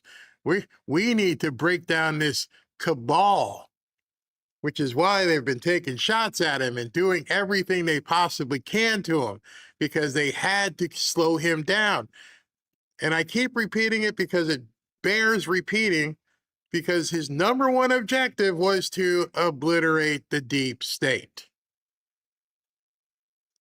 And I can't imagine the burden that must be on his shoulders, given everything he knows, giving everybody he knows is involved. And that's one of the reasons why I said to SV earlier, I wouldn't want it to happen, but I wouldn't be surprised if there is no election in November. It wouldn't surprise me one bit. And I think the Democrats know, I think world leaders know, he's starting to get closer. And here's why there may be no elections in November. We may see a summer of complete strife. He's getting close. Who knows what happens with Iran? They're fighting because people are telling them to continue fighting. Don't give up this dust. When Marco Rubio said deal or no deal, he meant deal or no deal. Because the bottom line is they want that. That is the holy grail for what Trump is doing right now. If we get that dust and we can prove where it came from, these people are capital F fucked. Game over. Military tribunal, militias, martial law, the whole 9 yards. If he can prove to the American people that they did it, they being Democrats, deep state, and we got people, what do you think is going to happen? And I'm like, Barry, I'm not trying to be conspiratorial. Other people are seeing it too. And it's funny, as I was looking, he kind of shadowed it as he was writing here. but it's something you guys got to start thinking about. What the hell is going to happen as the walls start closing in on them? I'm not talking about the idiots in Tifa. No, those are distractions. Those are speed bumps. And one of the problems they're having right now is President Trump is not slowing down. He's mowing through these speed bumps. Bam. And there's so many ignorant, stupid people out there who are walking around like this, la, la, la, la, la, who don't want to see it. Trump's evil. Trump's the devil. Trump's a Nazi. Okay. Whoops. Can't say that one anymore. We got to come up with he's racist again. He's homophobic, xenophobic, all the stuff. And I think it's incumbent, I try to tell people where I'm going with this, because I think we're going to be seeing some crazy stuff coming up. Make sure you got the poo-poos all lined up, because yeah, it can get nuts. Just keep watching. Just keep watching. Just keep your eyes on the prize.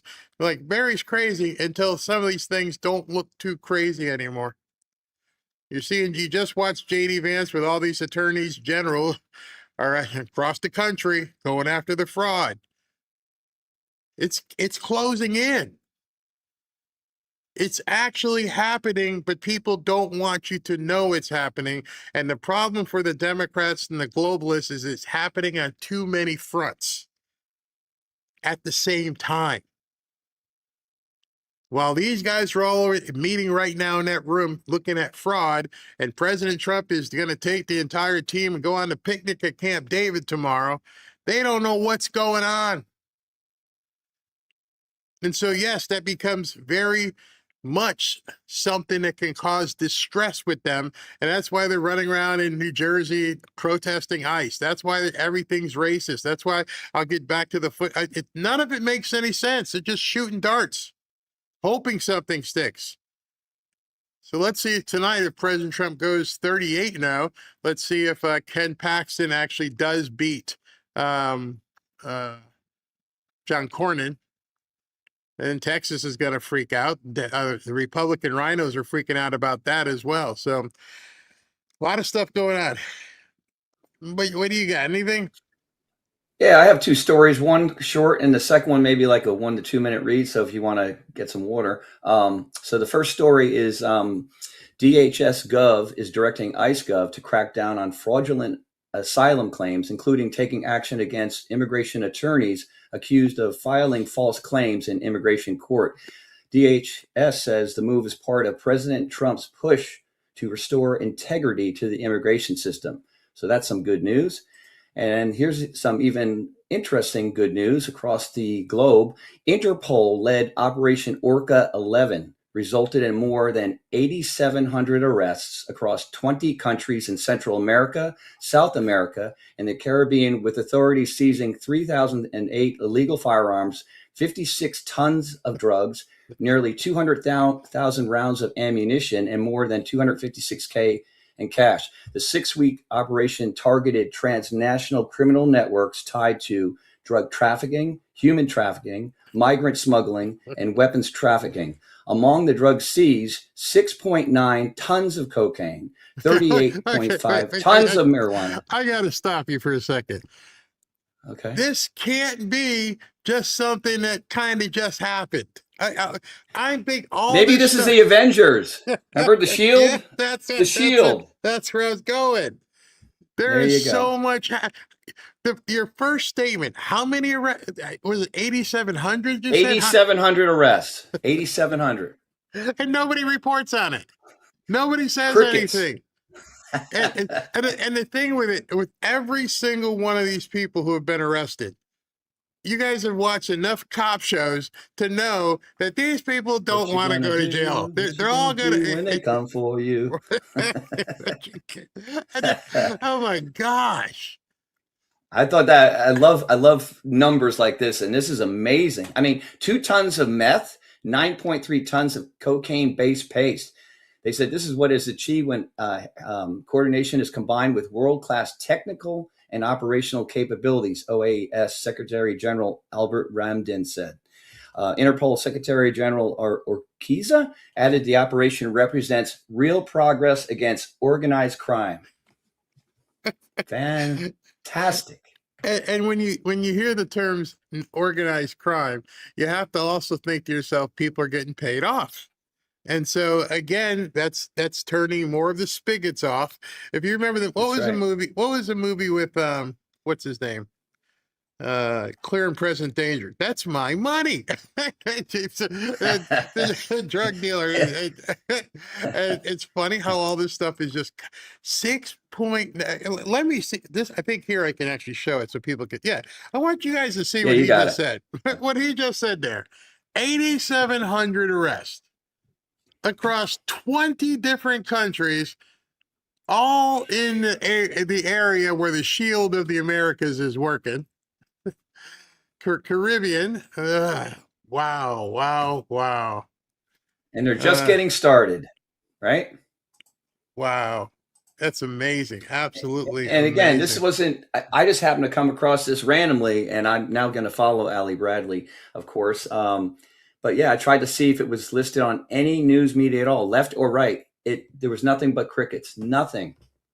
Well, here's the where it came from. She wrote it, but she summarized this, and this was from what's OEA? Yeah. I don't speak Spanish. Maybe Beth or somebody, but it's people can see that the Cuanta Official, the organization Les Stratos America, but it's like you said, Interpol.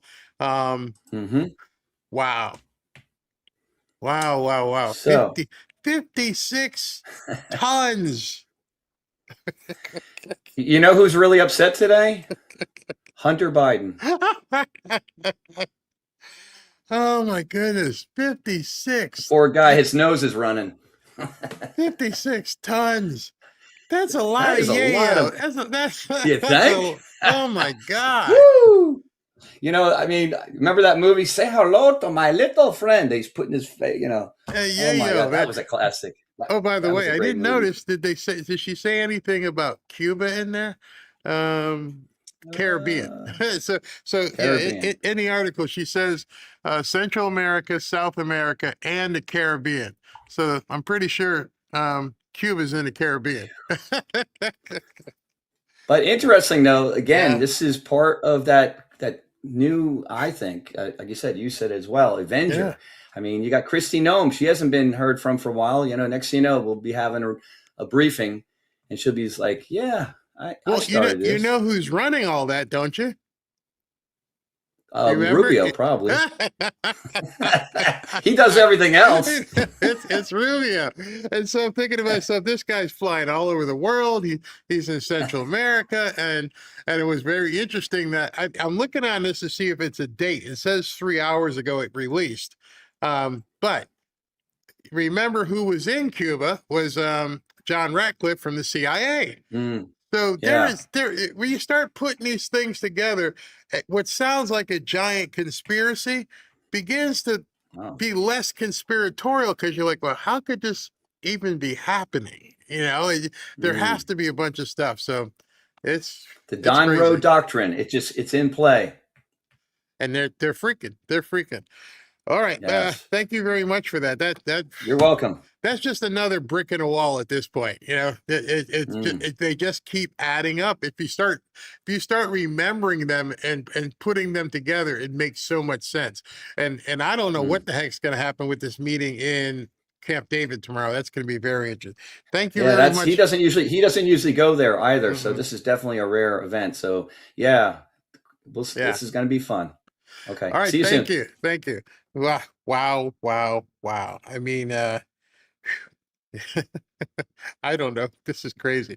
Hey, listen, if you've seen the headlines, and as you should be following, the major banks are predicting gold could climb over $6,000 an ounce, with silver skyrocketing up to $300 an ounce. It's realistic. The news is finally catching up to what many of us have known for years. The value of the dollar has been under assault, and the demand for gold and silver is going to continue to explode. But who you trust matters just as much as what you buy. That's why I trust Lear Capital, not just as an advertiser on the show, but as a person, a company I do business with personally. They are an education-first company that prioritizes customer experience over a quick sale. And because of that, Lear has thousands of satisfied customers, over $3 billion in transactions, and they offer something truly unique, a 24-hour risk-free purchase guarantee, so you don't pay unless you are completely satisfied. I never heard anybody else doing that today. And for those interested in moving some of your retirement dollars into gold and silver, it's worth noting that Lear was recently named the best overall gold IRA company by Consumer Affairs. If you're considering gold and silver, call the best in the business, give them 10 minutes. That's it. No pressure to see if gold is or silver is right for you. Call my friends at Lear Capital, give them 10 minutes, and they'll help you get started today. 800-601-5430, 800-601-5430, or go to learberry.com and download their free information. They've got all kinds of guides, and you can also qualify for up to $20,000 bonus gold or silver. Give them a call, 800-601-5430, or go to learberry.com. Got to tell you something, another interesting story. I had told my sister, like I tell you guys, are you in gold and silver? And she told me, I got a certificate. I'm like, so you know what you can do with that piece of paper, right? You need to get the real deal. You need to get yourself actual gold or silver coins, things that you can actually have in your hand if the poop hits the fan, or you need to just have a hedge.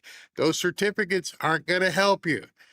So that's why I keep advising you guys, if you're going to get gold or silver, get the actual thing. Gold coins, silver coins, gold cars, gold bars, silver bars. Do not just grab a certificate. You get yourself in some serious hot water if you don't have that stuff in front of you. All right, we'll get back to the basketball here in a second.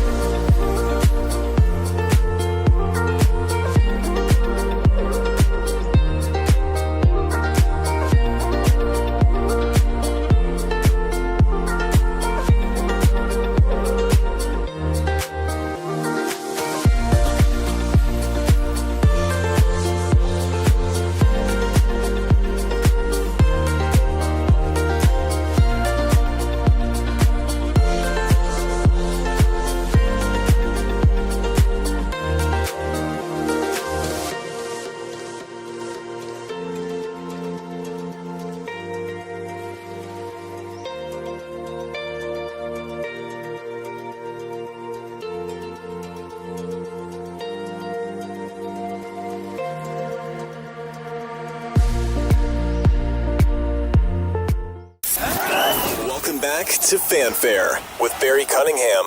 And therefore, it requires an unprecedented response. That's right. We are here standing in solidarity with the NAACP and its call for athletes to boycott institutions within the SEC that belong to states that have unleashed these Jim Crow-like racially oppressive tactics. All right, so this is what I was telling you about, because these guys have decided that what they're going to do is come after kids that are playing specifically in one league, one conference. They're going to go after the SEC, arguably the best. I know some of you guys might be some Big Ten people, but arguably the best football conference in the country with the best football playing schools. They expect these people to go after Florida, Louisiana, LSU, South Carolina, Georgia, Alabama. Good luck. Good luck getting these kids to give up on their their money that they're going to be making, in addition to playing for some really good schools. As you see this stuff, you realize that this is sheer desperation from these people. They've got nothing. I keep saying it, it sounds redundant, but you get a politician, an actual high-ranking politician, as much as a nut job as he is the Democrat majority or minority leader in the House. The dude would be Speaker of the House if Democrats took power. And he is advocating for these kids to leave their college football days behind simply because they can't get their way. That's how bad it is.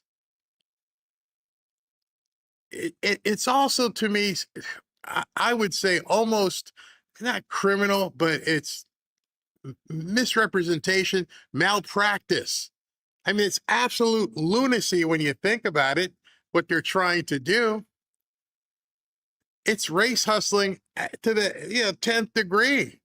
And they're trying to pull it off. They're using these college athletes, kids in their late teens and early 20s, to fight a political battle that they can't win for a party that's so weak, they have no policies to offer anybody. They can't win on the issues, and it sure as heck, they can't win in their redistricting anymore, so that's done. So that's it. So now you got Hakeem Jeffries and the NAACP, who's supposed to be for what? Yeah, the National Advancement for Colored People. Telling these advanced athletes to leave their careers behind and join their fight. Join the Congressional Black Caucus. You've got to the top of you're not a professional yet. Well, I guess you are. You're getting paid millions of dollars in NIL. This is completely insane, desperate. They're demanding a black boycott of Southern University sports programs. But why did they just stop with football? You haven't mentioned basketball because they know, like I've been telling you, in about, 60 days, Alabama, Georgia, Florida, Louisiana, Mississippi, South Carolina, Tennessee, Texas, all eyes are going to be turning from whatever they're watching on television to the football field. Period. It is a rite of passage here in the South. Don't even think about bothering people on Saturday afternoons or Saturday nights. And I think it bleeds over to the other conferences. I bet you it bleeds over to the ACC. What are you going to do with Florida State, with the Seminoles? They're not in the SEC. Are they okay to play at? The Gators you can't play with, but you can go play at Florida State. Hell no, they don't want that either. Football in the South, in case you guys aren't familiar with us down here, is probably almost a religion. And you got these people trying to completely disrupt that way of life as well. But here's their problem. There's a whole lot of black people who love their football. More than they want to be associated with Hakeem Jeffries. Probably more than they want to be Democrats. Just look at the players. Look at the people in the stands, the cheerleaders, the bands. And you're telling me we want to disrupt this because we didn't get our way. You're insane. Which is unacceptable, unconscionable, and un-American. And we believe that the silence of these institutions is complicity. That's right. And we will not stand for it. In this moment when black representation is under attack, it is important for the CBC to keep in their tradition of being the moral of the Congress, but the moral of conscience of this country. No representation, no revenue, no one black should be on a playing field of institutions that's living off of our labor, and yet... This dude sounds like he's raising hogs. Nobody should be on any field where, they're using our backs. What the hell are you talking about? My coaches are white and black. The people in the stands who pay tickets are white and black. It doesn't make any sense. But you know what's going to happen? They'll get some kid. They're praying, oh my gosh, can one kid, some running back from LSU, maybe we can get one kid from Alabama, and we can make this kid the trophy, the poster boy of our movement. We've completely lost. We don't have any idea. The Supreme Court has stripped away all of my race-based gerrymandering tools. The maps are being drawn based on population, not skin color.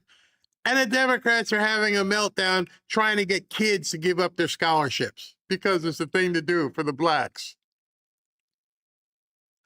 Who in their right mind wants that? What parent wants that for their kids? What parent sits there and goes, you know, hey, Johnny, instead of running for touchdowns this fall, and I know that you got some sponsors, you got like 1.5 in NIL money. Here's what we want you to do. We want you to stop playing and give it all up for the cause. Whose cause? I'm doing pretty good under this Trump economy. See, that's the other part they don't have, they're not thinking about. Wait a second, hold on. I got a free ride. Yep. Means I get free food. Yep. All I got to do is show up for 2 or 3 hours every Saturday and perform. Yep. And I get extra millions. And I got a car. And the women. And you want me to give that all up for Hakeem Jeffries? Said nobody ever. You know, back when I was in school, we didn't have NIL. We just had the backdoor thing. Hey, how you doing today? You need some extra gas? Here, yeah, okay, yeah, it's fine. You're the BMOC, big man on campus. The door's open for you. You have opportunity that other people on campus don't have. Now it's all front loaded. We're going to give you $1 million. I think Arch Manning, he makes something like $8 million a year. I don't know if you guys understand what's going on in these campuses. Shedeur Sanders was getting, I think, in excess of $10 million to play football. It's a huge business. And they're the ones who are asking these kids to go back into slavery. In states that are seeking to reinstitute a sharecropping reality. It is not the responsibility of Black America to hold individuals who should know better accountable for doing better. As soon as the United States Congress stand united to ensure our Constitution represent all of us, we will be a better nation as a result. The NAACP this morning, in solidarity with the CBC, we are calling on athletes who are coming out of high school not to attend any state-funded schools of states that have moved to minimize our right to vote, to minimize our ability to elect candidates of our choice. So I'm going to ask if there's any here, young Black athletes, who wants to put you into sharecropper mentality more? Who wants to keep you down? Who wants to make you, like the house boy? The school? The sponsors? The state? Or these idiots? Because the school's like, here it is. You can have all this. You can come here. And on top of all that, if you're smart, you can actually get an education as well. So there's something that in case something happens with your knee, you can still do something. You can learn business. You can learn a trade. You can do something besides score touchdowns. I'm giving you opportunity. I'm giving you prosperity. These idiots are the ones who want to turn you to a sharecropper. They're the ones who want you to stand on the corner at the barbershop. Well, what happened to you, man? I remember you was making all kinds of touchdowns and you was in the newspaper. What happened? I stood with Hakeem Jeffries. Okay. Then what happened? Well, the NAACP told me not to play. Do you realize how stupid that sounds? You don't even have to be a Republican. You don't even have to be MAGA. But many of you have football teams that you follow, and you're like, okay, they better get their stuff together because, next year we want to make sure Indiana isn't going to win again. My beloved Notre Dame, do something. Well, doesn't matter. I don't care who's a Democrat. I don't care who's a Republican. On that field, win. Win, baby. And you guys know exactly what I'm talking about because some of you guys are diehard fans for some teams. And then you find out, hey, we had this great quarterback. He was a 5-star recruit. He was an All-American. And he decided to chuck it all to go play with Hakeem Jeffries and the NAACP. And I know exactly the response every single one of you will have. If you're a football fan, like I am with Notre Dame, and if I found out that our running back said, you know what, I'm just going to go do this with Hakeem Jeffries and the NAACP, my response would be the same as yours. Don't let the door hit you on the way out. Let's go with the new guy. You're done. You're dead to me. I don't care what you're doing. You're not influencing me to be a better NAACP fan. It just tells me you're a nut. This past weekend, one of the players from Notre Dame, he's a first-round draft choice, Jeremiah Love. He's got his check and his bonus and everything else, and they show him he's driving a boat. He bought a boat. And I think he saw, I don't even know, good God, $10, $15 million bonus or whatever, crazy. And he's got his girlfriend next to him. And she's sitting there smiling like, that's right, that's right. We got it like that. And you're telling that kid, well, too late, he's already signed a professional contract, but you're thinking last year he would have been like, nope, I'm not going to play at Notre Dame, although they're not in the SEC. I'd rather go listen to these idiots. And states that are seeking to create a sharecropping reality. Whether that state be Missouri or Mississippi, whether that state is South Carolina, Georgia, Alabama, Louisiana, Texas, or Florida. 55% of all African Americans live in the former Confederate South. But the 55% of us who live in the former Confederate South, we will not tolerate a Confederate mentality on our labor, on our ability to contribute, and our ability to be to have representation. I actually thought this was a good idea.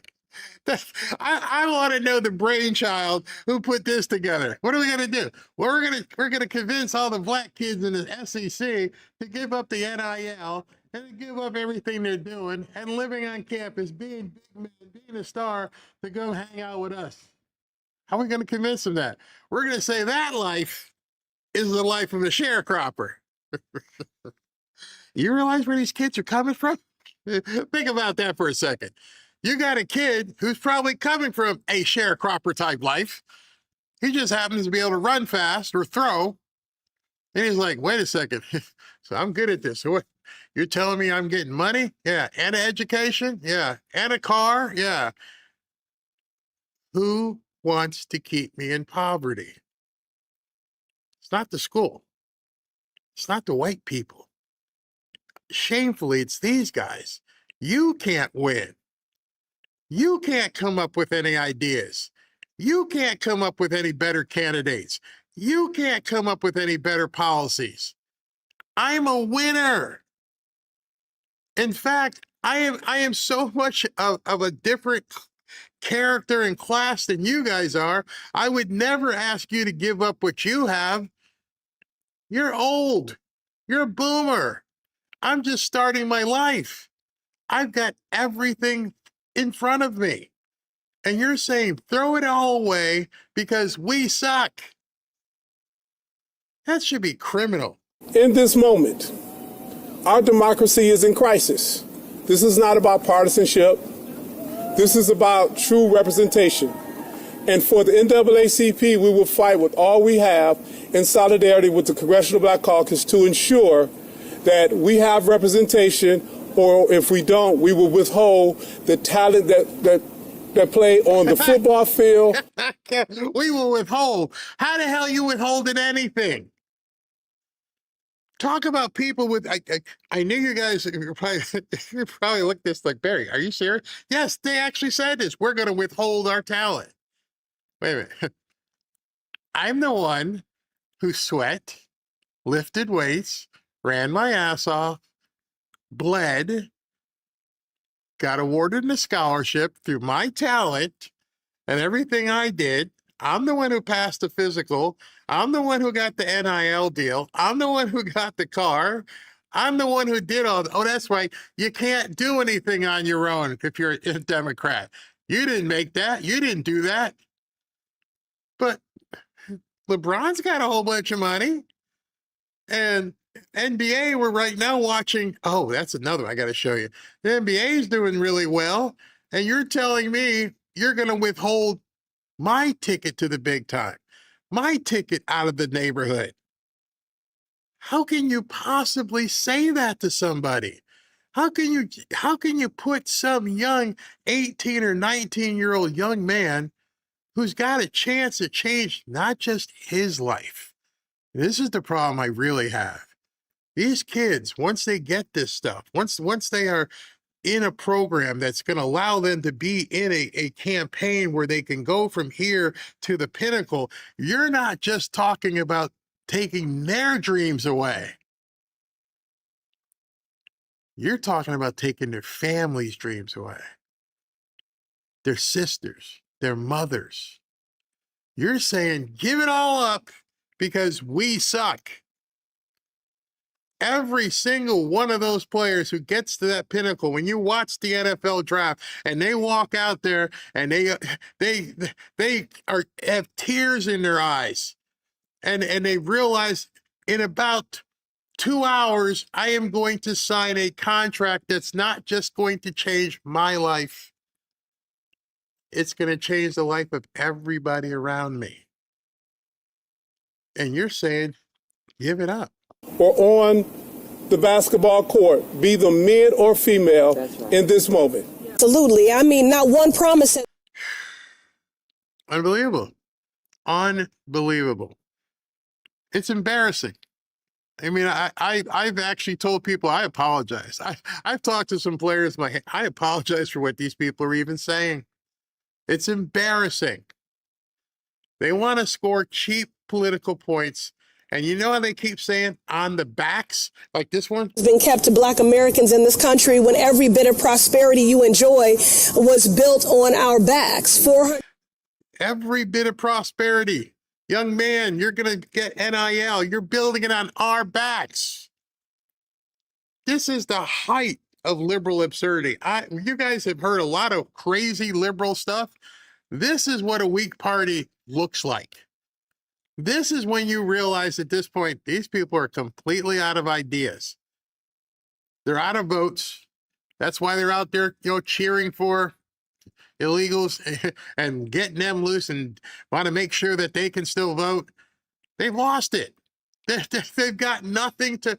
This is where it gets scary too, because now they've got nothing to offer the Black community either.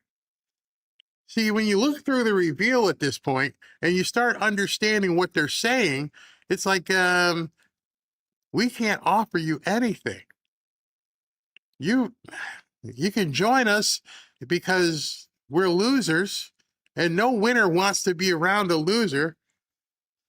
And these kids and what they went through, having personally understood this, went through it myself, watching my grandson go through it right now, I could not imagine saying to my grandson, I know you're working your ass off. You're trying to get into a D1 program that's going to get you what you need to do. I know you're talking to all kinds of different coaches. I know you're looking at NIL. Stop.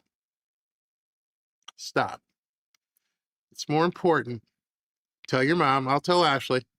You're going to give all that up because of Hakeem Jeffries.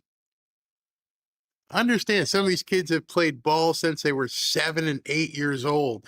Everything was always, you can. And now they're saying, don't do it because we need you because we suck as politicians. It's shameful. It's embarrassing. It's ridiculous. It's absurd. They should seriously be ashamed of themselves. It's insane. Of course, my long guys show up. And it just drives me crazy. SV, you got something for me here. You said that I see the text here. What you got? Yes, a federal judge just denied leftist attempt to block Tennessee's new 9R0D congressional map for 2024. A win in Tennessee, and now Alabama needs to win at SCOTUS, and rhinos in South Carolina must be primaried. So redraw or FAFO.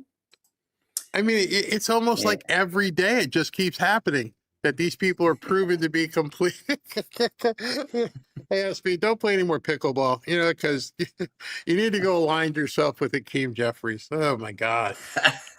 And I'm looking at this. Let me see. Who's this from? Eric? Let me see if I can find it so I can show everybody what you were just talking about.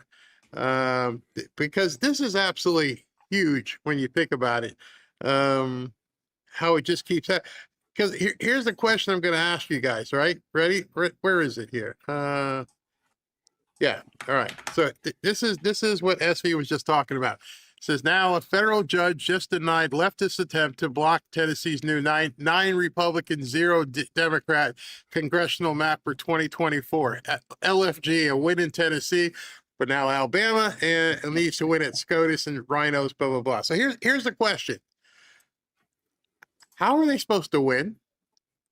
How are the Democrats supposed to? The numbers just simply aren't there. Who's there?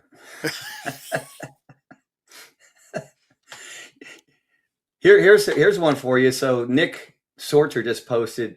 He said 2 brown guys just walked out of ISIS network facility and leftists started cheering, yeah, only to find out they worked there.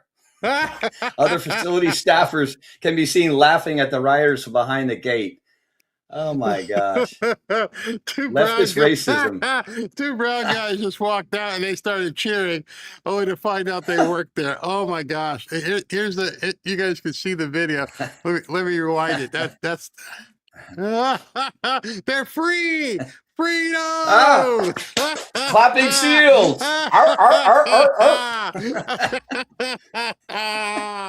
Freedom! Free Willy! Oh my god! Oh my gosh! They're such racists, They just assumed, right? Oh my gosh! Oh god, it's crazy. I love the humor aspect because it keeps my the spirits up while they keep saying everything is all crap, I mean, Florida, $75 million home. That's beautiful home, by the way. I mean, you know what? I can't afford it, but God bless whoever has it. That is a beautiful home right on the water. I mean, can you show that again? Yeah, let me pull it up. One of the things that it drives me nuts is, and I wanted to underscore it. I don't think enough people knew. When the guy, I read it and they said they did it on a spec. I don't think enough people understand. These people spent that money not knowing if they were going to get it back. Wow. You know what I mean? Because when you do a spec home, you're investing in it. You're deciding to build it, and you don't have a buyer yet. You're like, I think someone's going to want this. Once they're done, I think, and understand, $75 million house means your marketability is probably for a couple thousand people in the world could afford that. That's it. Yep. That's your whole market. I can't imagine who can afford a $75 million house, but those people they're just not walking down the street. You know what I mean? Right. Yeah, I don't have any envy at all. I mean, hey, God bless them. They worked hard. I mean, it's called capitalism, prosperity. I have no envy. I mean, I have what I can afford, and I'm pretty darn happy with what I have. Like, if I've never been inside like a press box at a football game. I know early this year you said, hey, come on down. I mean, next time I might come on down and experience some of that because I think that's kind of fun. But I mean, I'm not jealous of any of that stuff. I love it that people are prosperous, like Mr. Wonderful. I mean, people are jealous of him. He's a very smart guy. So with that said, that invitation is definitely open to come on down in our suite. Absolutely. the Dolphins are going to suck this year, so I'm going to need some company for sure. We'll go play some cash games, or we'll do a tournament at the casino for sure. Absolutely. Oh gosh! All right. Thank you, brother. I got to run this this interview real quick here. Thank you. All right, so I've got an interview I want to run for you guys. This was Ashley set this up with myself and the people at Brightcore, and she's talking about something that in this interview, something that happened. Well, not happened. He's dead. Ted Turner. 100 years of labor. That's not the right one. That would be this button. Okay. I'm not sure if you're aware, but 55 million people worldwide are living with Alzheimer's or some other form of dementia. And I'm also not sure if you know that Ted Turner, who founded CNN, we won't hold that against him, he just died after being diagnosed with something called Lewy body, which is something I've never even heard about. So I want to bring on Kim Bright, founder of Brightcore, who's been helping Americans get healthy for over 50 years, to maybe tell us a little bit about what in the heck Lewy body was. Kim, good morning. How are you? Well, good morning, Barry. Yeah, I'm so sad, Ted Turner, who was a pioneer in bringing that 24-hour news to TV, he passed on, but we all know CNN's turned into something that I'm sure he didn't intend on. But I do have to say I love his TCM classics. Now, this Lewy body that you're talking about, this is a Lewy body dementia. He was diagnosed with it in 2018. He revealed he had Lewy body dementia, a progressive disease that affects the mind and the body. It's probably underdiagnosed. Dr. Jack Shen is a neurologist with Wellstar, and while he did not treat Turner, he specializes in movement disorders. It's a condition that can look a little bit like Alzheimer's, but a lot like Parkinson's disease. LBD develops when protein deposits in the brain's nerve cells affect thinking, memory, and movement, and causes a mental decline over time. The number you see floating out there in terms of prognosis is 3 to 8 years, maybe on average 7 years. Yeah, and Lewy body dementia is the second most common progressive dementia after Alzheimer's. Now, that makes up 60 to 80% of all dementia cases. And Lewy body is a very complicated form, Barry, of dementia, and it's affected more than 1 million people. And that includes comedian Robin Williams, baseball legend Tom Seaver. And just like Alzheimer's disease, it often begins years before it's noticed. It's a battle that you could be fighting for years before you actually get diagnosed. So let me ask you a question. One quick question.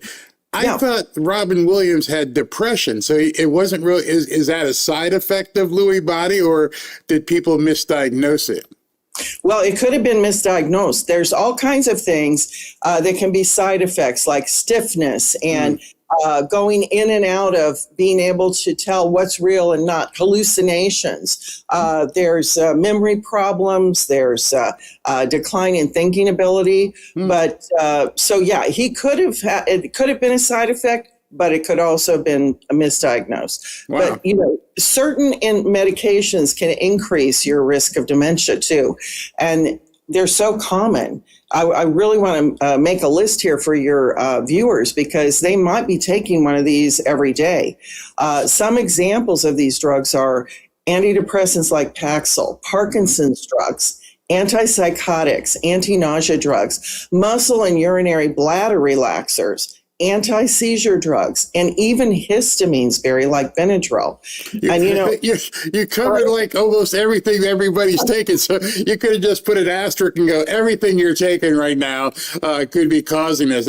And I know you don't know this, because nobody knows it, which is scary, is we don't know what the effects of these GLPs and Ozempic stuff is going to be later on in life either. So it's crazy. Oh, yeah. And I mean, let's include the chemicals that they've been dumping in our food and our water. And those are also leading to more dementia. I mean, there's so many toxic particles in the air we're breathing that are increasing our risk of dementia. I mean, neurotoxic pesticides that they use in agriculture, pollution from wildfires. Look at all the stuff they spray in the air there, and it's just getting worse every day for us. In tonight's Health Watch report, a new study links dementia to air pollution. Research from the University of Cambridge found long-term exposure to air pollution from car exhaust emissions, wood-burning stoves, fireplaces, and construction dust were all robustly linked to dementia and Alzheimer's disease. Researchers used data from almost 30 million people, mainly in Europe and the U.S. Scientists expect the number of people with dementia worldwide could triple by the year 2050. Yeah, you know, Barry, I'm 71 now. And so it's more important to me than ever to keep my brain healthy. And, you know, the scary thing is that this doesn't just affect older people. Early onset Alzheimer's now affecting people in their 30s and 40s like you. So you're absolutely right. There's so many people that are losing their mental faculties before their bodies even start deteriorating from age. And there's reports out there too, Barry, that show spikes such as a 373% increase in diagnosis among 30 to 44-year-olds and a 311% increase in 45 to 54-year-olds. I gotta ask you, do you think, and I know we have to be very careful with this touchy subject, I'm not sure when this happened as we started seeing the spike. You think it has anything to do with what happened a couple years ago? Either the virus itself or the jab thereafter? Well, I would say that there's a high probability that it could definitely have attributed to this as well. So anytime you're going to pour more chemicals in the human body, I think you run the risk of all kinds of things happening, including dementia. And, you know, there's so many frightening stories out there, Barry, of people who don't notice any signs before it's too late. I mean, people don't even realize they're suffering from dementia because they miss early signs. And these can happen in any order. And I'm talking about things like short-term memory loss, where you forget recent events, where you forget conversations, appointments, even people's names that you've known forever, repetitive behavior. You ask the same questions over and over. You tell the same stories over and over in a very short time frame. Maybe you're struggling to find the right words and you say something wrong. You substitute inappropriate words, or you halt mid-conversation and you don't even remember what you're talking about.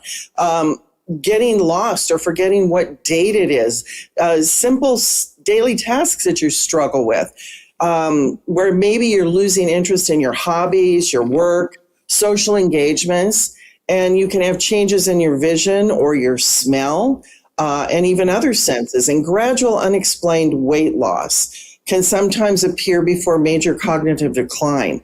And in rare cases, Barry, especially with types like Lewy body dementia, movement issues or small muscle twitches can be an early warning sign. How many different kinds of Alzheimer's and dementias? I've never heard of Lewy body ever.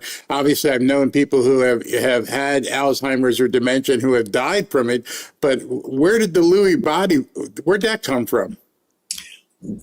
Well, I don't know. If it fell out of the sky, I have no idea. I don't know. You're asking me a question I can't answer. But it is the second most common after Alzheimer's. And as I said, Alzheimer's makes up to 80% of the dementia cases. So Lewy body is, the other one. So it's second after that. How long does it take for it to, like Ted Turner? I saw some stuff on television, and he was able to come on and do an interview and admit that he had it well before the time that he succumbed. So it's just a sad thing, because I've had relatives and you just sit there and watch them decay, and it's crazy. And once that happens, I guess we've seen it. There's nothing you can do so unless you do something on the front end, it's almost like a death sentence. Exactly. And it's interesting because I saw that same interview and I thought it was AI at first because I didn't see that it was done in 2019. Yeah. And he was diagnosed in 2018. But already by 2019, he was very stiff. And if you noticed his movements and the way he spoke, it wasn't his normal way of speaking. So these things really started showing up. And as I said earlier, it can be as long as 18 years before it's diagnosed, or maybe only 2 years. Wow. So this, it runs the whole gamut of those years. But yeah, it definitely showed up in him. So let's talk about what's going on in your brains when you get dementia. I know there's some things that you want to talk about in regards to that. Yeah, I want to talk about beta amyloid. That is a sticky protein fragment that can build up in the brain if you're not getting enough sleep, if you're not eating well, if you're not doing the things you need to do to take care of yourself. And what it does is it actually builds up and it will block the neurons from communicating and making connections and speaking with each other. And this is what causes Alzheimer's disease and other forms of dementia. Now, normally the brain can clear away these proteins if you're taking really good care of yourself. But in dementia, the beta amyloid can clump together and form what's called plaques between the brain cells. Now, these plaques are going to interfere, as I said, with the communication between neurons. They're going to trigger inflammation, and they may eventually damage or kill those brain cells. Wow. And over time, Barry, what this does is it's going to affect your memory, your thinking, your reasoning, mood, behavior, and most importantly, our ability to perform daily tasks. And there's research out that also shows that if we can remove the beta amyloid plaque, we could essentially prevent Alzheimer's disease and dementia from occurring. And drug companies have spent billions, I said billions of dollars over the past few decades, trying to find a way to remove these plaques from the brain. The whole point about Alzheimer's was now we have a genetic group of people that definitely have this beta amyloid. So all the research then focused on what drug, because that's how the pharmaceuticals make money. What's crazy is that I think there was like 6 or 7 drug companies, and they were all trying to find this antibody or some cure for this beta amyloid, and nobody ever found it. I think Biogen sank $18 billion into looking for this drug on this one immunotherapy, Aduhelm, and they were sure that that was going to do it. They submitted it to FDA twice, and they turned them down in 2019. That tells me if you have 5 drug companies that have been looking at it for 20 years for something that will stop beta amyloid, and nothing has ever worked. Now, Barry, what all these big drug companies haven't been able to achieve with their billions of dollars spent, guess what? Can be accomplished with a centuries-old superfood, kimchi. Did you see the headline of this study, Barry? Yeah. Bioactive compounds in kimchi actually improve the cognitive and memory functions impaired by these sticky guys called amyloid beta. So what makes kimchi so effective? I mean, there's other fermented vegetables and food, but what makes kimchi so effective? Well, it's the unique probiotic strains that are in kimchi that actually help the body's internal cleaning crew identify and break down these plaques more efficiently.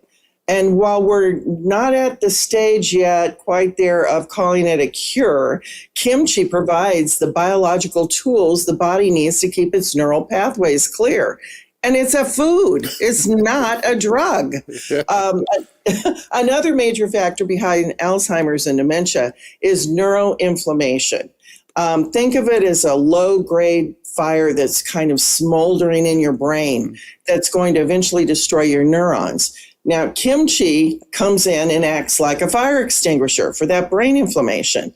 And kimchi is packed with anti-inflammatory bacteria. Now, when these bacteria break down the cabbage and the garlic that are in kimchi, they create what's called metabolites. Mm-hmm. And those travel through your bloodstream and tell the brain's immune system to calm down.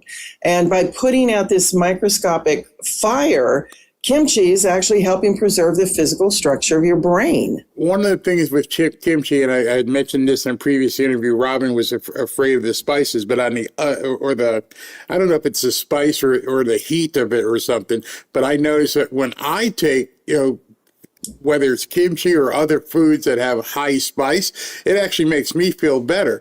Does that have anything to do with the effect and effectiveness of kimchi? I think it's the whole combination, the synergistic effect. But yes, when you're taking spicier foods, they actually can open up the pathways. So it's better for blood flow. Mm-hmm. It's you get more blood flow to the brain. So this is very, very good. Now, because your brain, I don't know if you know this, it has a security system called a blood-brain barrier that actually keeps toxins out. But as we're aging, Barry, this this barrier gets leaky, if you will, and it allows harmful chemicals to enter and damage our brain cells. Now, kimchi, the good bacteria produce short chain fatty acids, and these fatty acids act like a repair glue for your body's barriers by strengthening your gut lining and your blood-brain barrier. Kimchi is ensuring that only the good nutrients reach your neurons while keeping brain fog, which so many people have these days. It keeps that brain fog inducing toxin, those brain fog inducing toxins out.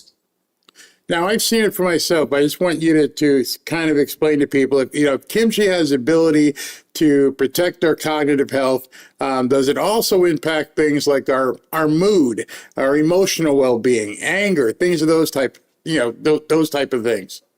Oh, yes, big time. I mean, we used to think that our brain was solely responsible for our moods, but now we know the gut produces about 95% of our body's serotonin, the happiness hormone. That's a neurotransmitter as well, and a significant amount of GABA. That's the calm hormone.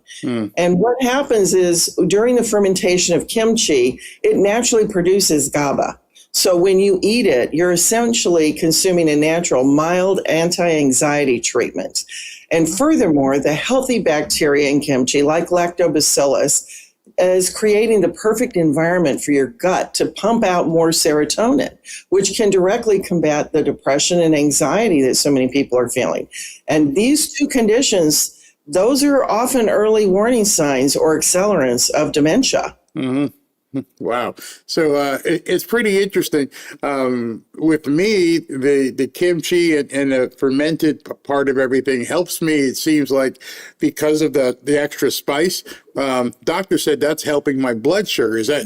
Was that just a side benefit of this stuff? Definitely. It definitely is. I mean, there's so many benefits to kimchi. It's unreal. I mean, people need to understand what we eat has such a tremendous impact on our cognitive health.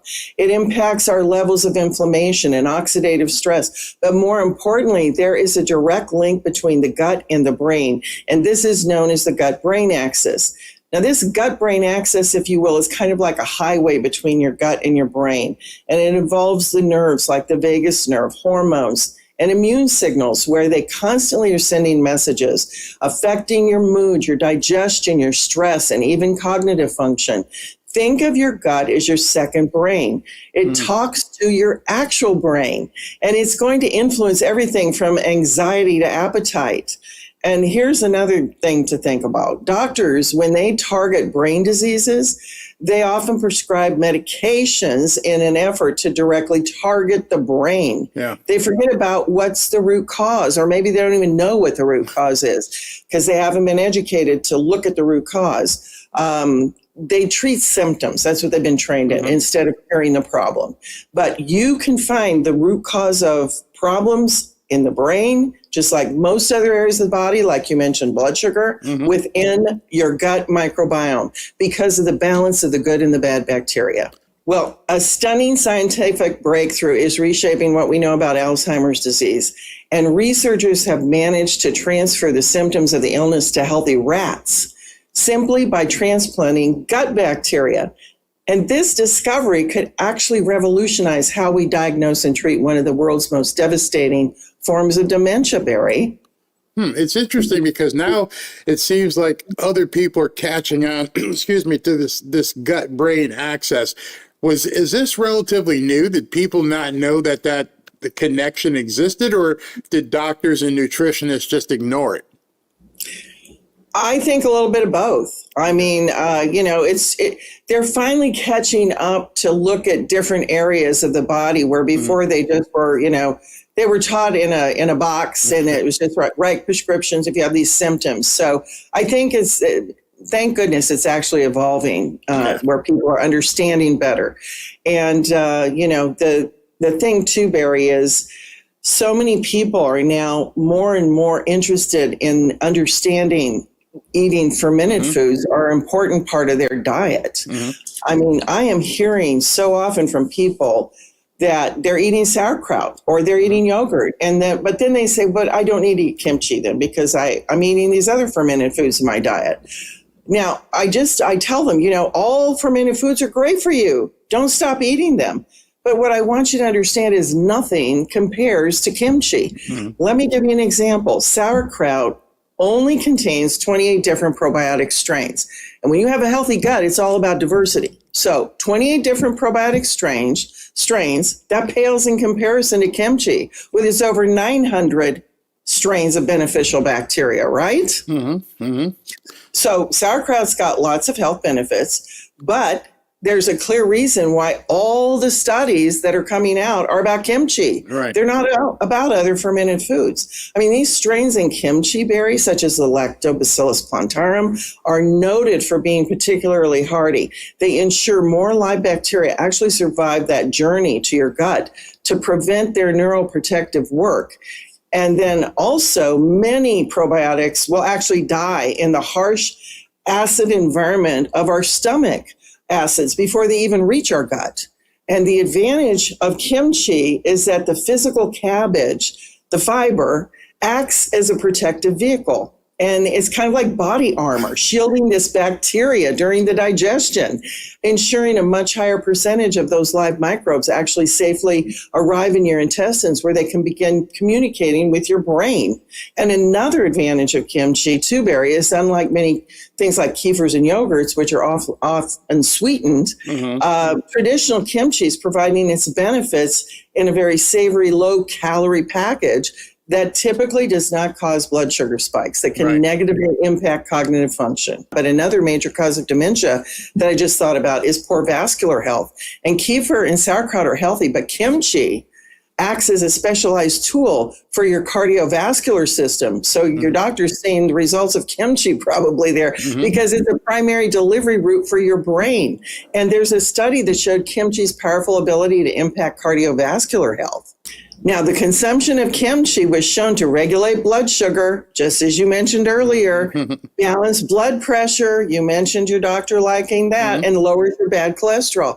And we've talked a lot about how kimchi impacts our cognitive abilities and our cardiovascular health, but through the gut, kimchi positively affects all areas of health in the body. Are there any problems that you see in terms of being able to eat enough kimchi? Well, yeah, because the only problem is, kimchi is not something that's easy to consume every day. So what we did is we created Kimchi One. That we've taken kimchi and put it in convenient capsules for daily use. We use a cold process drying method to retain all the fiber and nutrition of the actual fermented kimchi, and virtually no sodium, unlike store-bought kimchi. 100% made in the USA, all natural, non-GMO. And we have so many successes coming in from people about Kimchi One after they use it for a couple of weeks. People who had problems with their digestion and bloating are finally regular. People who had problems with their immune system and used to get sick all the time aren't getting sick anymore. People who experienced chronic fatigue finally have energy again. And people with diabetes who struggle with their blood sugar, blood pressure, and their weight are experiencing dramatic changes. I mean, I personally, like I've said a couple of times when we've talked, I personally see the benefit of it. I always interject if you're having any sort of how can I say backedness, it helps with that. The energy down here, I get a cold I could almost set my watch by it. And this time, other than affecting my voice, because I had talked 6 hours a day, it felt better within like 3 or 4 days. So I have to be a complete underscore of everything. I want to underscore everything that Kim is saying. So Kim, do you have, as usual, any specific offer for the Fanfare viewers? Yeah, you can go to brightcore.com/Barry using the code Barry to get 25% off your order. Or you can call us at 888-418-6738 to get up to 50% off your order plus free shipping. And the first 100 callers are going to get a free bottle of our Revive capsules with their order.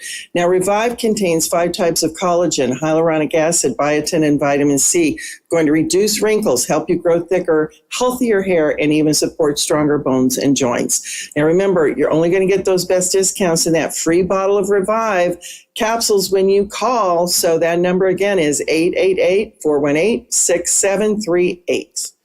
Kim, thank you very, very much for your time this morning and explaining this about Lewy body. That was very interesting. I'm sure there's people right now who have relatives that you can usually tell where things are headed, and maybe now it gives them an opportunity to really understand what's happening in somebody's body like that. So I greatly appreciate your time. Thank you very much.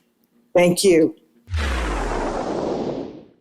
Breaking news into the Fanfare news feed. Yeah, I played that breaking news thing. I don't know if you want to call it breaking news, but President Trump posted something about 20 minutes ago. I want to bring to your attention as my lawn guys are going crazy out there. Sorry about that. Let's bring in what President Trump posted. President Trump posted says, if Iran surrenders, admits their navy is gone and resting at the bottom of the sea, and their air force is no longer with us, and if their entire military walks out of Tehran, weapons dropped and hands held high, each shouting, I surrender, while wildly waving the representative white flag, and if their entire remaining leadership signs all necessary documents of surrender, and admit their defeat to the great power and force of the magnificent United States of America, the failing New York Times, the China Street Journal, Wall Street Journal, the corrupt and now irrelevant CNN, and all other members of the fake news media will headline that Iran had a masterful and brilliant victory over the United States of America. It wasn't even close. The Democrats and the media have totally lost their way. They have gone absolutely crazy. President Donald J. Trump. I think that's aptly titled. I think he worded that correctly. That's like more winning, kind of like what I'm going to read to you just now. Breaking. Hold on. Let me pull it up. Who is it? Eric Doherty. Eric. 5 minutes ago. Let me. Oh, it came right up. Is it the Right one? up. Does it just in? President Trump nails it. That one. No. This is for Mark Elias. Mark Elias. That idiot. Oh, great. Okay, I'll put it up so that people can see it. Yeah, there we go. There we go. Look at this. Another win for Trump and good Americans. Florida's 2026 redistricting map was just upheld by the court. Leftist cheating election lawyer Mark Elias lost the lawsuit. The map is 24R4D. Florida wins. Woo! Oh my gosh! Oh my gosh! Look at that beautiful state. Look at that. I'm going to be visiting more for sure. I'm telling you, bro. I'll be down there. But you know what's funny? That little blue speck on the right side there. That's where I am. I was going to say that's close to where you're at, right? Yeah. Let me see if I can pull up that image. Hold on. Oh, it's a video. Never mind. I thought it was an image. I thought I could bring it up. But yeah, that little blue speck on the far right. That I am in the liberal area, but it's a different kind of liberals. It's sort of like humidity. It's a dry liberal. It's not the it's good not analogy. The crazy. Pardon me? You know, it's when I say the dry liberal, because these people, they got their cozy areas that they might fund other areas, but they're not the ones that are going to go out their house and do craziness down here. But that is so cool that he lost yet another one. I mean, look at Mark. He has that big L on his head right now. I love it. Is that AI or is that his picture? It doesn't matter. It's a fair representation. I love it. Can you imagine how much money they paid this guy? Yeah, I mean they're running out. They have no money left. I mean they should probably save the money for those important battles that they're going to die on, those DEI hills. I mean, I'm hearing that AOC is going to be she's thrown into the mix and I mean bring them all in. None of them are going to be worth a darn when they start talking to JD or Marco Rubio. You just mentioned it. You just mentioned this, and people won't believe it when they see it. I mean, it's crazy. It says, based upon, this was on May 22nd, the RNC had $124 million on hand with zero debt. The DNC has 14 million with 17 million debt. So when we talk about they have nothing, they literally have nothing. I'm not surprised because fiscally they're never responsible. Everything they touch turns to crap. Everything that they try to do goes down in tubes. I mean, Governor Newsom, that I'm still waiting on that rail. I mean, they built like 100-foot section of concrete, and how many billions did they waste on that? I mean, and then all the money they spent on helping homeless people. Oh my gosh. There's another thing to it. Imagine up until like Trump gets in office, the Democrats have been able to funnel money supposedly to USAID, but once it left the Treasury, nobody knows where it went. And all these other programs. Imagine this, you're sitting back and you're thinking, all that money is now being turned off. All those spigots they can't access. How much of that money was coming back into the Democrat Party that is now causing it to look that way? They don't have. I'd like to know. Yeah, I was going to say, I'd like to know where the money that Harris spent during her, trying to get elected, that was it 1.5, 1.6 billion that just mysteriously went away. I mean, yeah. I wonder if she's got a couple suitcases full of money in her mansion out there in California. I mean, and you bring up a good point, which a lot of people wouldn't think. Having worked in the advertising business, if you have a party that is spending millions, if not billions of dollars on CNN and MS Now, would you talk bad about them? That's the problem. I don't understand how you guys can do it. They're cutting checks for ads because everybody keeps saying, they spend so much money on ads.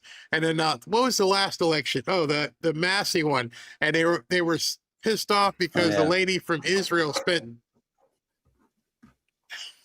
he's right outside the door. The lady from Israel supposedly spent so much money. Like, number one, I don't watch the ads. Number two, when they're spending that money, all it is to basically try to bolster somebody, but nobody's paying any attention. So I don't know what they're doing with the money. You're absolutely right. I don't know where it goes. I don't know who it goes to, but it's crazy. Well, a lot of it in people's bank accounts that are obviously not getting audited. I mean, that's why. What is it? Pocahontas. She's now saying she might run. I mean, well, really? Well, please do. Massey himself. Massey's like, if I don't win my race, I'm not going to run again. What's he do? Literally days after getting beat, I'm gonna run again because they get so much cash from this stuff. So I love it. Yeah. His new name, Pinecone Massey. That's it. Oh God. Hey, here's some interesting. Here's some news here for NASA. So apparently Elon's been pumping it up. He says that Blue Origin will transport the first lunar terrain vehicle to the moon as part of the agency's moon base mission. Yeah, he wants to put a base on the moon, and if anybody can do it, I'm telling you, Elon can do it for sure. Yeah. I was getting ready to sneeze, so I put you on. Oh, sorry about that. I should have kept on going. It did come out. It's funny. Like you get someplace, you're like, oh, I'm ready. You start turning, crazy. Look at the sun. Look at the light. Remember the song "Turning Japanese"? I don't know if you grew up hearing that song. Yeah, Turning Japanese. It wasn't about sneezing. It was about something else. But it's I don't even know if you could make that song nowadays. They wouldn't let us. So I want to show you what's going on in New Jersey. Hold on, Okay. take a look at this insanity. Elected office. So my position on current gas prices is of immaterial to the audience. Your positions as seeking elected office are what's important. And what I would like to figure out is whether or not you believe in the rule of law. It's simply not true that immigration enforcement is simply a civil law. It is in the federal criminal code as well. It is violating the law to come in this country illegally. If you want no enforcement mechanism for it, what I see is you advocating for lawlessness. And when I see you say things like you did on your X feed, one moment, when I see things like you put on your X feed, which you did delete, like immigrants are American, refugees are American, undocumented people are American, either that or the only real Americans are Native Americans, you pick, I see you denying something like the rule of law and the concept of citizenship. And I'm curious if that's your proposal to the people of Michigan. So if we want to talk about law enforcement, I do want to bring up the question about the $1.8 billion Department of Justice piggy bank that Donald Trump wants to hand out to people who clearly broke our laws on gender. You see, that's why I don't want to bring people on the show anymore. Like he asked you a question, point blank, and this guy is one of the mullah top guys that's running for office in Michigan. I don't know if you saw the ridiculousness of, I don't know if it's Miss Michigan or Miss Wayne County or something. If you saw her writing in, did you see that one? I did not. Oh my gosh. I missed this one. Here we go. Hold on. Let's see if I can find it. I've been following all the crash outs that that you were posting earlier, those crash outs at the graduation. If they show fights. yeah. Hold on. Oh, there we go. Okay. Okay. This is Miss Wayne County in Michigan. Miss Wayne County. There's Miss Wayne County in her. What in the hell? Make it stop. Make it stop. Is this a drag queen show or something? No, she's of that persuasion that wears the hijab, and they named her. Well, I mean, I kind of figured that, but it looked a little bit more devious. Oh my goodness! Oh my goodness! Oh. And she's carrying an American flag. Yeah, there you go. Till she burns it. They're making us out to be crazy. All right, so yeah, Oh they're all acting the fool out there in New Jersey again, fighting and protesting. And they have nothing. It sounds redundant at this point because they really have nothing at all. It's insanity, so more insanity, constant, daily. That's all they have left, screeching and hollering. Are you you're gonna do a Rumble show tonight? Nah, I was gonna, but I got to get the right. Okay. I have to get the rights for the movie again. I do want to give you a preview of tomorrow's show, and it's from this idiot here in New York, and I guess they really don't care about the Constitution whatsoever. Hold on, let here, check this out. When necessary, we will take aggressive legal action to remove negligent owners and property managers. And for buildings that have suffered chronic neglect, we will work to transfer ownership to responsible stewards.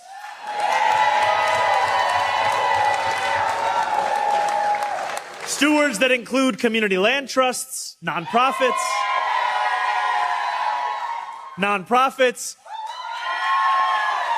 or even the tenants themselves. Leave New York now. They are forked, Barry. Just like Chicago. You saw that I posted that map of the shootings. Police shootings. There was like a dozen maybe, and then regular shootings. It looked like the surface of the moon or something. I mean, oh my goodness. The sad part about this is when you look at the people who are standing there, the probably collective IQ of them is 20, and they don't even the one on the right in a blue shirt. Yeah, they don't even realize what he's proposing and where they're willingly walking into. They're walking into the biggest rat trap ever. It's gonna slap down on them. And he's got that little smile. He's like, we're gonna take over the property. We're gonna own the place. They don't even see what he's saying is communism. We're gonna run the food stores and we're gonna run your house. Oh my God. They're behind going, that's right. I'm getting my snap. Oh my gosh. I would never want to be in a position where the government runs my property and my food, and then probably up there and your medicine. At that point, you are nothing but a slave to the government, and they're all sitting there smiling. And I'm like, hey, I don't want to live that way. But I just wonder how you get to a point where you give up, because that's what it sounds like to me. You at this point, you've taken your hands off the wheel and say, "Go ahead, you tell me what you want me to do." My life at this point means nothing at all. Well, you were just mentioning, New Jersey, how it's crazy up there. So Eric just posted 7 minutes ago, a Fox reporter just peacefully confronted a dirty mouth leftist writer at ICE Newark, and she lost it. The reporter goes, "We have people like this. You have a dirty mouth." The leftist goes, "You're a bish." McAdams goes, "They want people in this country illegally to be released." Hands the mic over, and the leftist goes, "Effing Nazi bish." I mean, do they have answers for anything? I see Do that they have solutions? he put this up 7 minutes ago. While we were talking, I was watching that happen. And I'm thinking to myself, why did you put this woman out there by herself? I mean, there's no security around her. Yeah, they know might be she's attacked. with Fox. And here, let me download this piece because now that we've said it, people are like, what? Show us. Well, remember, I mean, they just thought those brown guys that were coming around the fence were like being freed. I mean, they're not the top of the food chain. As you said, the collective IQ is probably like, equivalent to what's it, Chucky putting cheese on a raw hamburger. Oh, I'm looking at something. Okay. As you're seeing this, you know how when they hold the mics and it says from NBC, CNN, whatever, they gave her a blank. They gave her a blank mic. Smart, because if they realized that she was Fox, they would have broken it. They would have broken it or attacked her, and so she could do it, and nobody would know the where. So let me go ahead and get the volume on this just in case, because you guys will like this one. All right, you ready? They'll probably people like this. You are a protester who's been out here and you have a dirty mouth. But okay, so that's just what we deal with. So just for people that want to know what it's like to cover these protests, it's constant with this. This is what these people do. They want people who are in this country illegally to be released out onto the streets. DHS says that's what they're gonna not be doing. So we'll see. Bitch, Nazi bitch. That's what you are. Wait. I thought Nazis were okay. She's a Nazi. She's a Nazi biatch. Wait, I'm gonna have to clip that for tomorrow because y'all gotta make up your minds. Where the good Nazi and bad Nazi line? I don't know where that line is anymore, because I guess you can be a good Nazi with a Jewish senator up in Maine, but you can't be a Nazi in New Jersey. I don't. What are the rules here? Make it make sense. Make it make sense. Oh my goodness. Hey, look what just came on the press here. It's official. Treasury Department is now investigating Hassan Piker and Code Pink, who hosted his trip to Cuba. The feds are looking at funding for the trip, which something is tied to the Chinese Communist Party. Have you seen him crashing out and crying lately? Yeah, you can tell he's not that you would ever be watching a Hassan Piker video, but no, I saw a clip. Yeah, they got clips of him. Like, they're really coming after me, man. That's what you deserve. Gotta get wow. All right, man. Traitors. I'm gonna do super chats and then get out of here. But oh my gosh, have a good evening. I'll see you all tomorrow. Then I didn't know what was on that clip, and I did not expect her to call her a Nazi. You know what? After everything this past weekend with Bernie going up there and chummy with the actual Nazi, but we're going to have to get somebody. Maybe we need to do someone to come on and can define where the good Nazis are. What's the line? I don't know. Is he going to, modify his thing? Billionaires and Nazis. All right, brother. Thank you today. Thank you. See you later. Yeah. Oh man, these people it's just too much. It's just way too much. All right. So what do we got here?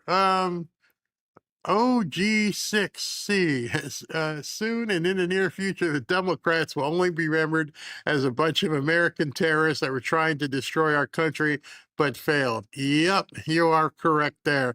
Mark, Barry, where do you play high school ball in college? I invite you to Ohio in late October to come to Massillon, McKinley, 20,000 people watching a high school football game. Now, I remember Massillon when I was in high school. That was like the pinnacle. They were always national champs. They did so good. And what's the guy's name? He played for, I think, the Buffalo Bills, him and his brother. He was an amazing linebacker that played at Massillon back in the day. His name escapes me, but I remember him. Massillon. Yes, I understand. It is crazy high school football in Massillon. Jet Extra. By the way, I was in Connecticut. Start with all the TikTok people bragging about 2,000 ducks on their EBT cards. Yep, they do that all the time. Fakasmi, by the way, I'm looking at the boxes right here. I'm waiting. At any moment, I was waiting for the post office to knock on a door and pick up the boxes. If you don't have your hat, Pekoski, if you don't have your hat by Friday or Saturday, I will go to FedEx and pay $50 to get your hat to you. That's how bad I'm going to make sure. Demon of Cybertron. You also got the World Cup, so the Hispanics, Latinos, and other nationalities won't pay attention to the Dems and discount Obamas. You're right. The World Cup is starting, and the rest of the people who won't watch football. But by the way, that entire thing about football, I do have one more piece I want to show you guys before you leave. We'll come back to that in a second. Yes, we will. Chiosop, Hakeem Jeffries would be all over sports contract if it was offered to him. He wouldn't even look back at the NAACP or the Democrat Party. Yes, thank you, Pekoski. All right, so was it Pekoski who said it? No, Demon of Cybertron. You got the World Cup. So understand, we're heading into the busiest sports time of the year. You're going to have the convergence. We're just seeing the NBA championships end, where the conference finals start. Got something to show you about that. And then, the NBA championship finals start. Then we're in baseball, and then football starts. And then, hockey in October. So eyeballs are moving. They're only going to have so much ability. I think they're starting to feel it. That's why they're going after, football. I did want to show you this from earlier too. Again, the Trump economy sucks so bad that people are buying $75 million houses here in Boca. And then this guy's complaining because the Trump economy sucks, that the New York Knicks final courtside tickets are over $100,000 for a pair of tickets or one ticket. Stop and think, people. More than what many people make in a whole year. A basketball ticket. What exactly is happening? How does this end? I'm worried. You should be as well. It's unsustainable. I'm not worried at all. If somebody wants to spend $100,000 on a ticket, or $75 million on a house, or $300 on a steak, that's their business. And if you can't afford it, that's your problem. Do something so maybe, if the Knicks ever get in the finals again, you might be able to afford it. I think SB put on here, it's simple supply and demand. If they wouldn't get it, they wouldn't sell it for $100,000. So you're not one of those people who can afford a $100,000 ticket. I'm not one of those people who can afford a $100,000 ticket, but I applaud the people who can. There is no business. I think what I had said something. There is no bit. Yeah, this is what I don't think I wrote it. There is no business ever formed. Nothing that says I'm opening this business for people who can't afford stuff. The whole idea that they're selling tickets, the whole idea that they're doing things is because people want to make money. I'm looking for it. Yeah. Okay. I want to show you this because I didn't say it. I didn't say the words. The person who commented did. And I want you to see them. This person says, Barry, the way some of these ticket scams are going on nowadays, unbelievable. Now, you and I know it's happening. You see, this is how they do this when an event is scheduled. They will send out people to buy tickets, yada, yada, yada. And then he says down here, where was it? This makes it hard for lower class people to get a good seat. And I would never refer to anyone as lower class, but he did. It makes it hard for lower class people to get a good seat. And in my response, I highlighted what he said. This makes it hard for lower class people to get a good seat. No one, I repeat, no one. I want you to understand, no one goes into any business and says, I need to make the price of things that I sell so that, quote, lower class people can buy it. That business model does not exist and should never exist. We got to get past the point. And like I said, I've been tired of people whining on X and pointing at people who are complaining about they can't afford something as if it's a bad attribute. There are many things I can't afford. There's many things Robin can't afford. Doesn't make us mad and think it's not fair. This entire ideology that these people have portrayed between the haves and have-nots is just really wrong. That and the racism. Hey, let me close with this piece. We were talking about football earlier. I'm not sure if you guys saw this. Let me see if I can find this piece here. 1 second. If this is it. Okay. If you guys, I'll close with this. We already did super chat, so I can just close with this.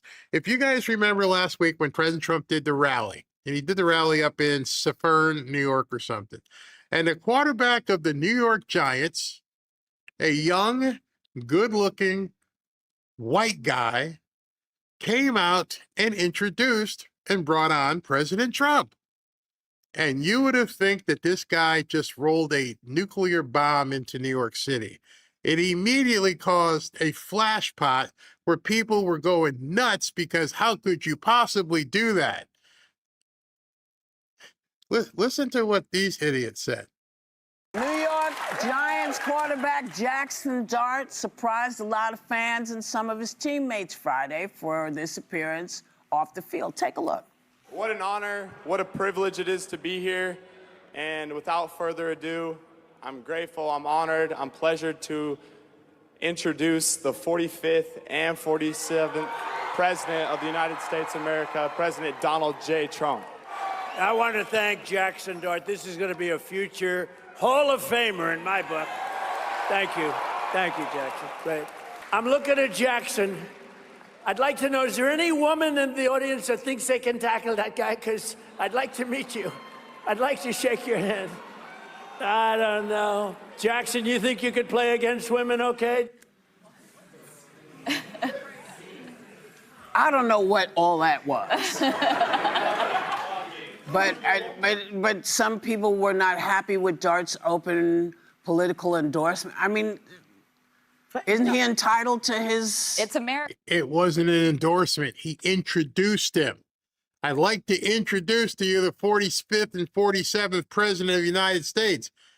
There was no endorsement, but the left took it as that and got immediately insulted. I mean, he's entitled to his thing. For somebody to back a guy like Trump, whose history in discrimination and racism goes back to housing discrimination. In the 70s. In the 70s, DEI attacks, and posting pictures of the Obamas as apes.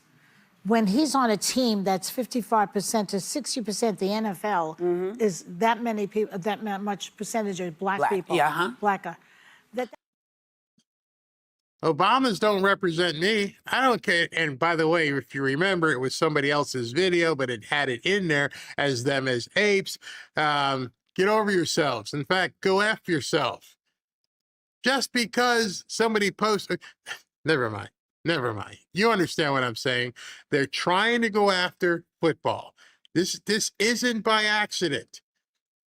All of this began, and now the NAACP going after the black players, and then the View and all these other people going after the white players. It got so bad that one of the players from the Giants, one of his teammates came out and said, "What is this, AI? How are we doing this, man?" And of course, everybody went to praise the black player who called him out, and they were attacking the white player. And then a day or so later, the black player said, "Yeah, we talked about it. It's cool." And it completely took the wind out of their sails. They had nothing to say. These people are scum.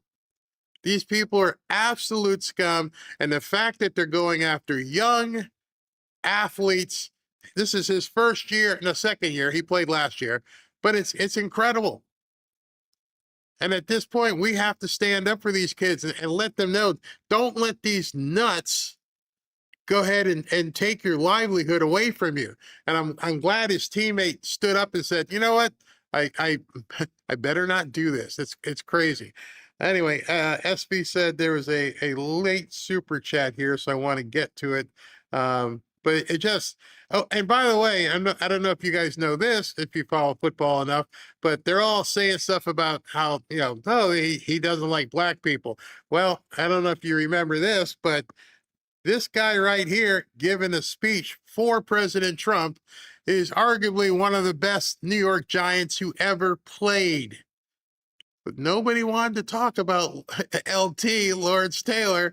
Lawrence Taylor, one of the best linebackers in history, is sitting there on stage with President Trump. And they all just didn't talk about this, like it never happened. They didn't talk about how President Trump signed Herschel Walker back in the day when the USFL was trying to get off the ground. Nobody talks about what actually happens. They just try to just inflame it, and now they're trying to say all this stuff about football because I guarantee you we're going to see protests at NFL games. We're going to see protests at college football games. And that will be the biggest mistake the Democrats probably can make. Go ahead and go down to Georgia and Alabama and Florida and Tennessee and Louisiana and Bama and go out there and show your ass and watch what happens. Yeah, you're not gonna like it. Not gonna like it at all. Hold on. SB said I had a couple late super chats. I want to bring those in. It's ridiculous. Absolutely ridiculous. These people should be ashamed of themselves. And I ain't got time for it. I mean, I just hope these kids, and you'll hear it, there's going to be a kid somewhere who takes them up on this stuff, and he's going to be their hero, and they're going to talk about him 24/7. Oh, he walked away from scholarship because he understood it was more important. Said no player ever. All right. Where was this one? He said, okay, this says, Nicholas, hey, Barry, SB, and everyone, breaking news, the White House shooter was from here, Baltimore, the guy that got wasted. He lived in Dundalk. I thought Dundalk was, a more, never mind. Dundalk, Baltimore, that was from WJZ, Channel 13. Most people in Baltimore are law-abiding, remember that. And then Mark Hahn, Chris Spielman, that's exactly, and his brother, that he's talking about the linebacker who played at Massillon that the other gentleman asked me about, Chris Spielman, and his brother was an executive for a long time, but Spielman was a absolute beast as a linebacker. I mean, just loved watching that kid play, just crazy. All right. By the way, I got to apologize because I told some of you guys that I would possibly be doing the movie tonight. But what I forgot was my sister is still here in town and she's leaving tonight. So I wanted to spend, the rest of the day with her before she had to fly out back to the libtard area of Connecticut. So I will be spending the rest of the evening with Robin and my sister. And then we'll look at doing 2 shows tomorrow. But in any event, make sure if you're in Texas, if you haven't voted, go vote. Go vote. President Trump wants Ken Paxton. Hopefully you agree. And we'll take it up tomorrow because I'm sure we'll have some good numbers to talk about. But yeah, that's the only reason why I'm not doing a second show is because I'm spending time with my sister before she gets back on a plane. All right, guys, thank you very much.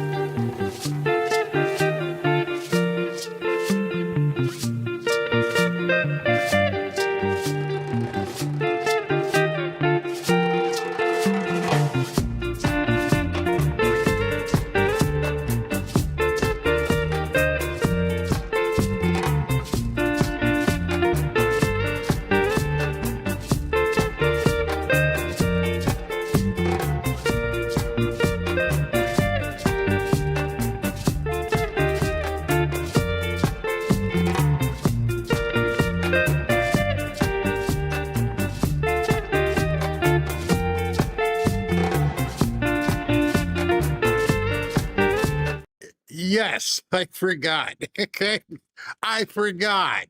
I forgot the times. I knew I just forgot the time. No other excuse. I forgot what time she was leaving. So, my fault. My fault. My fault. I apologize.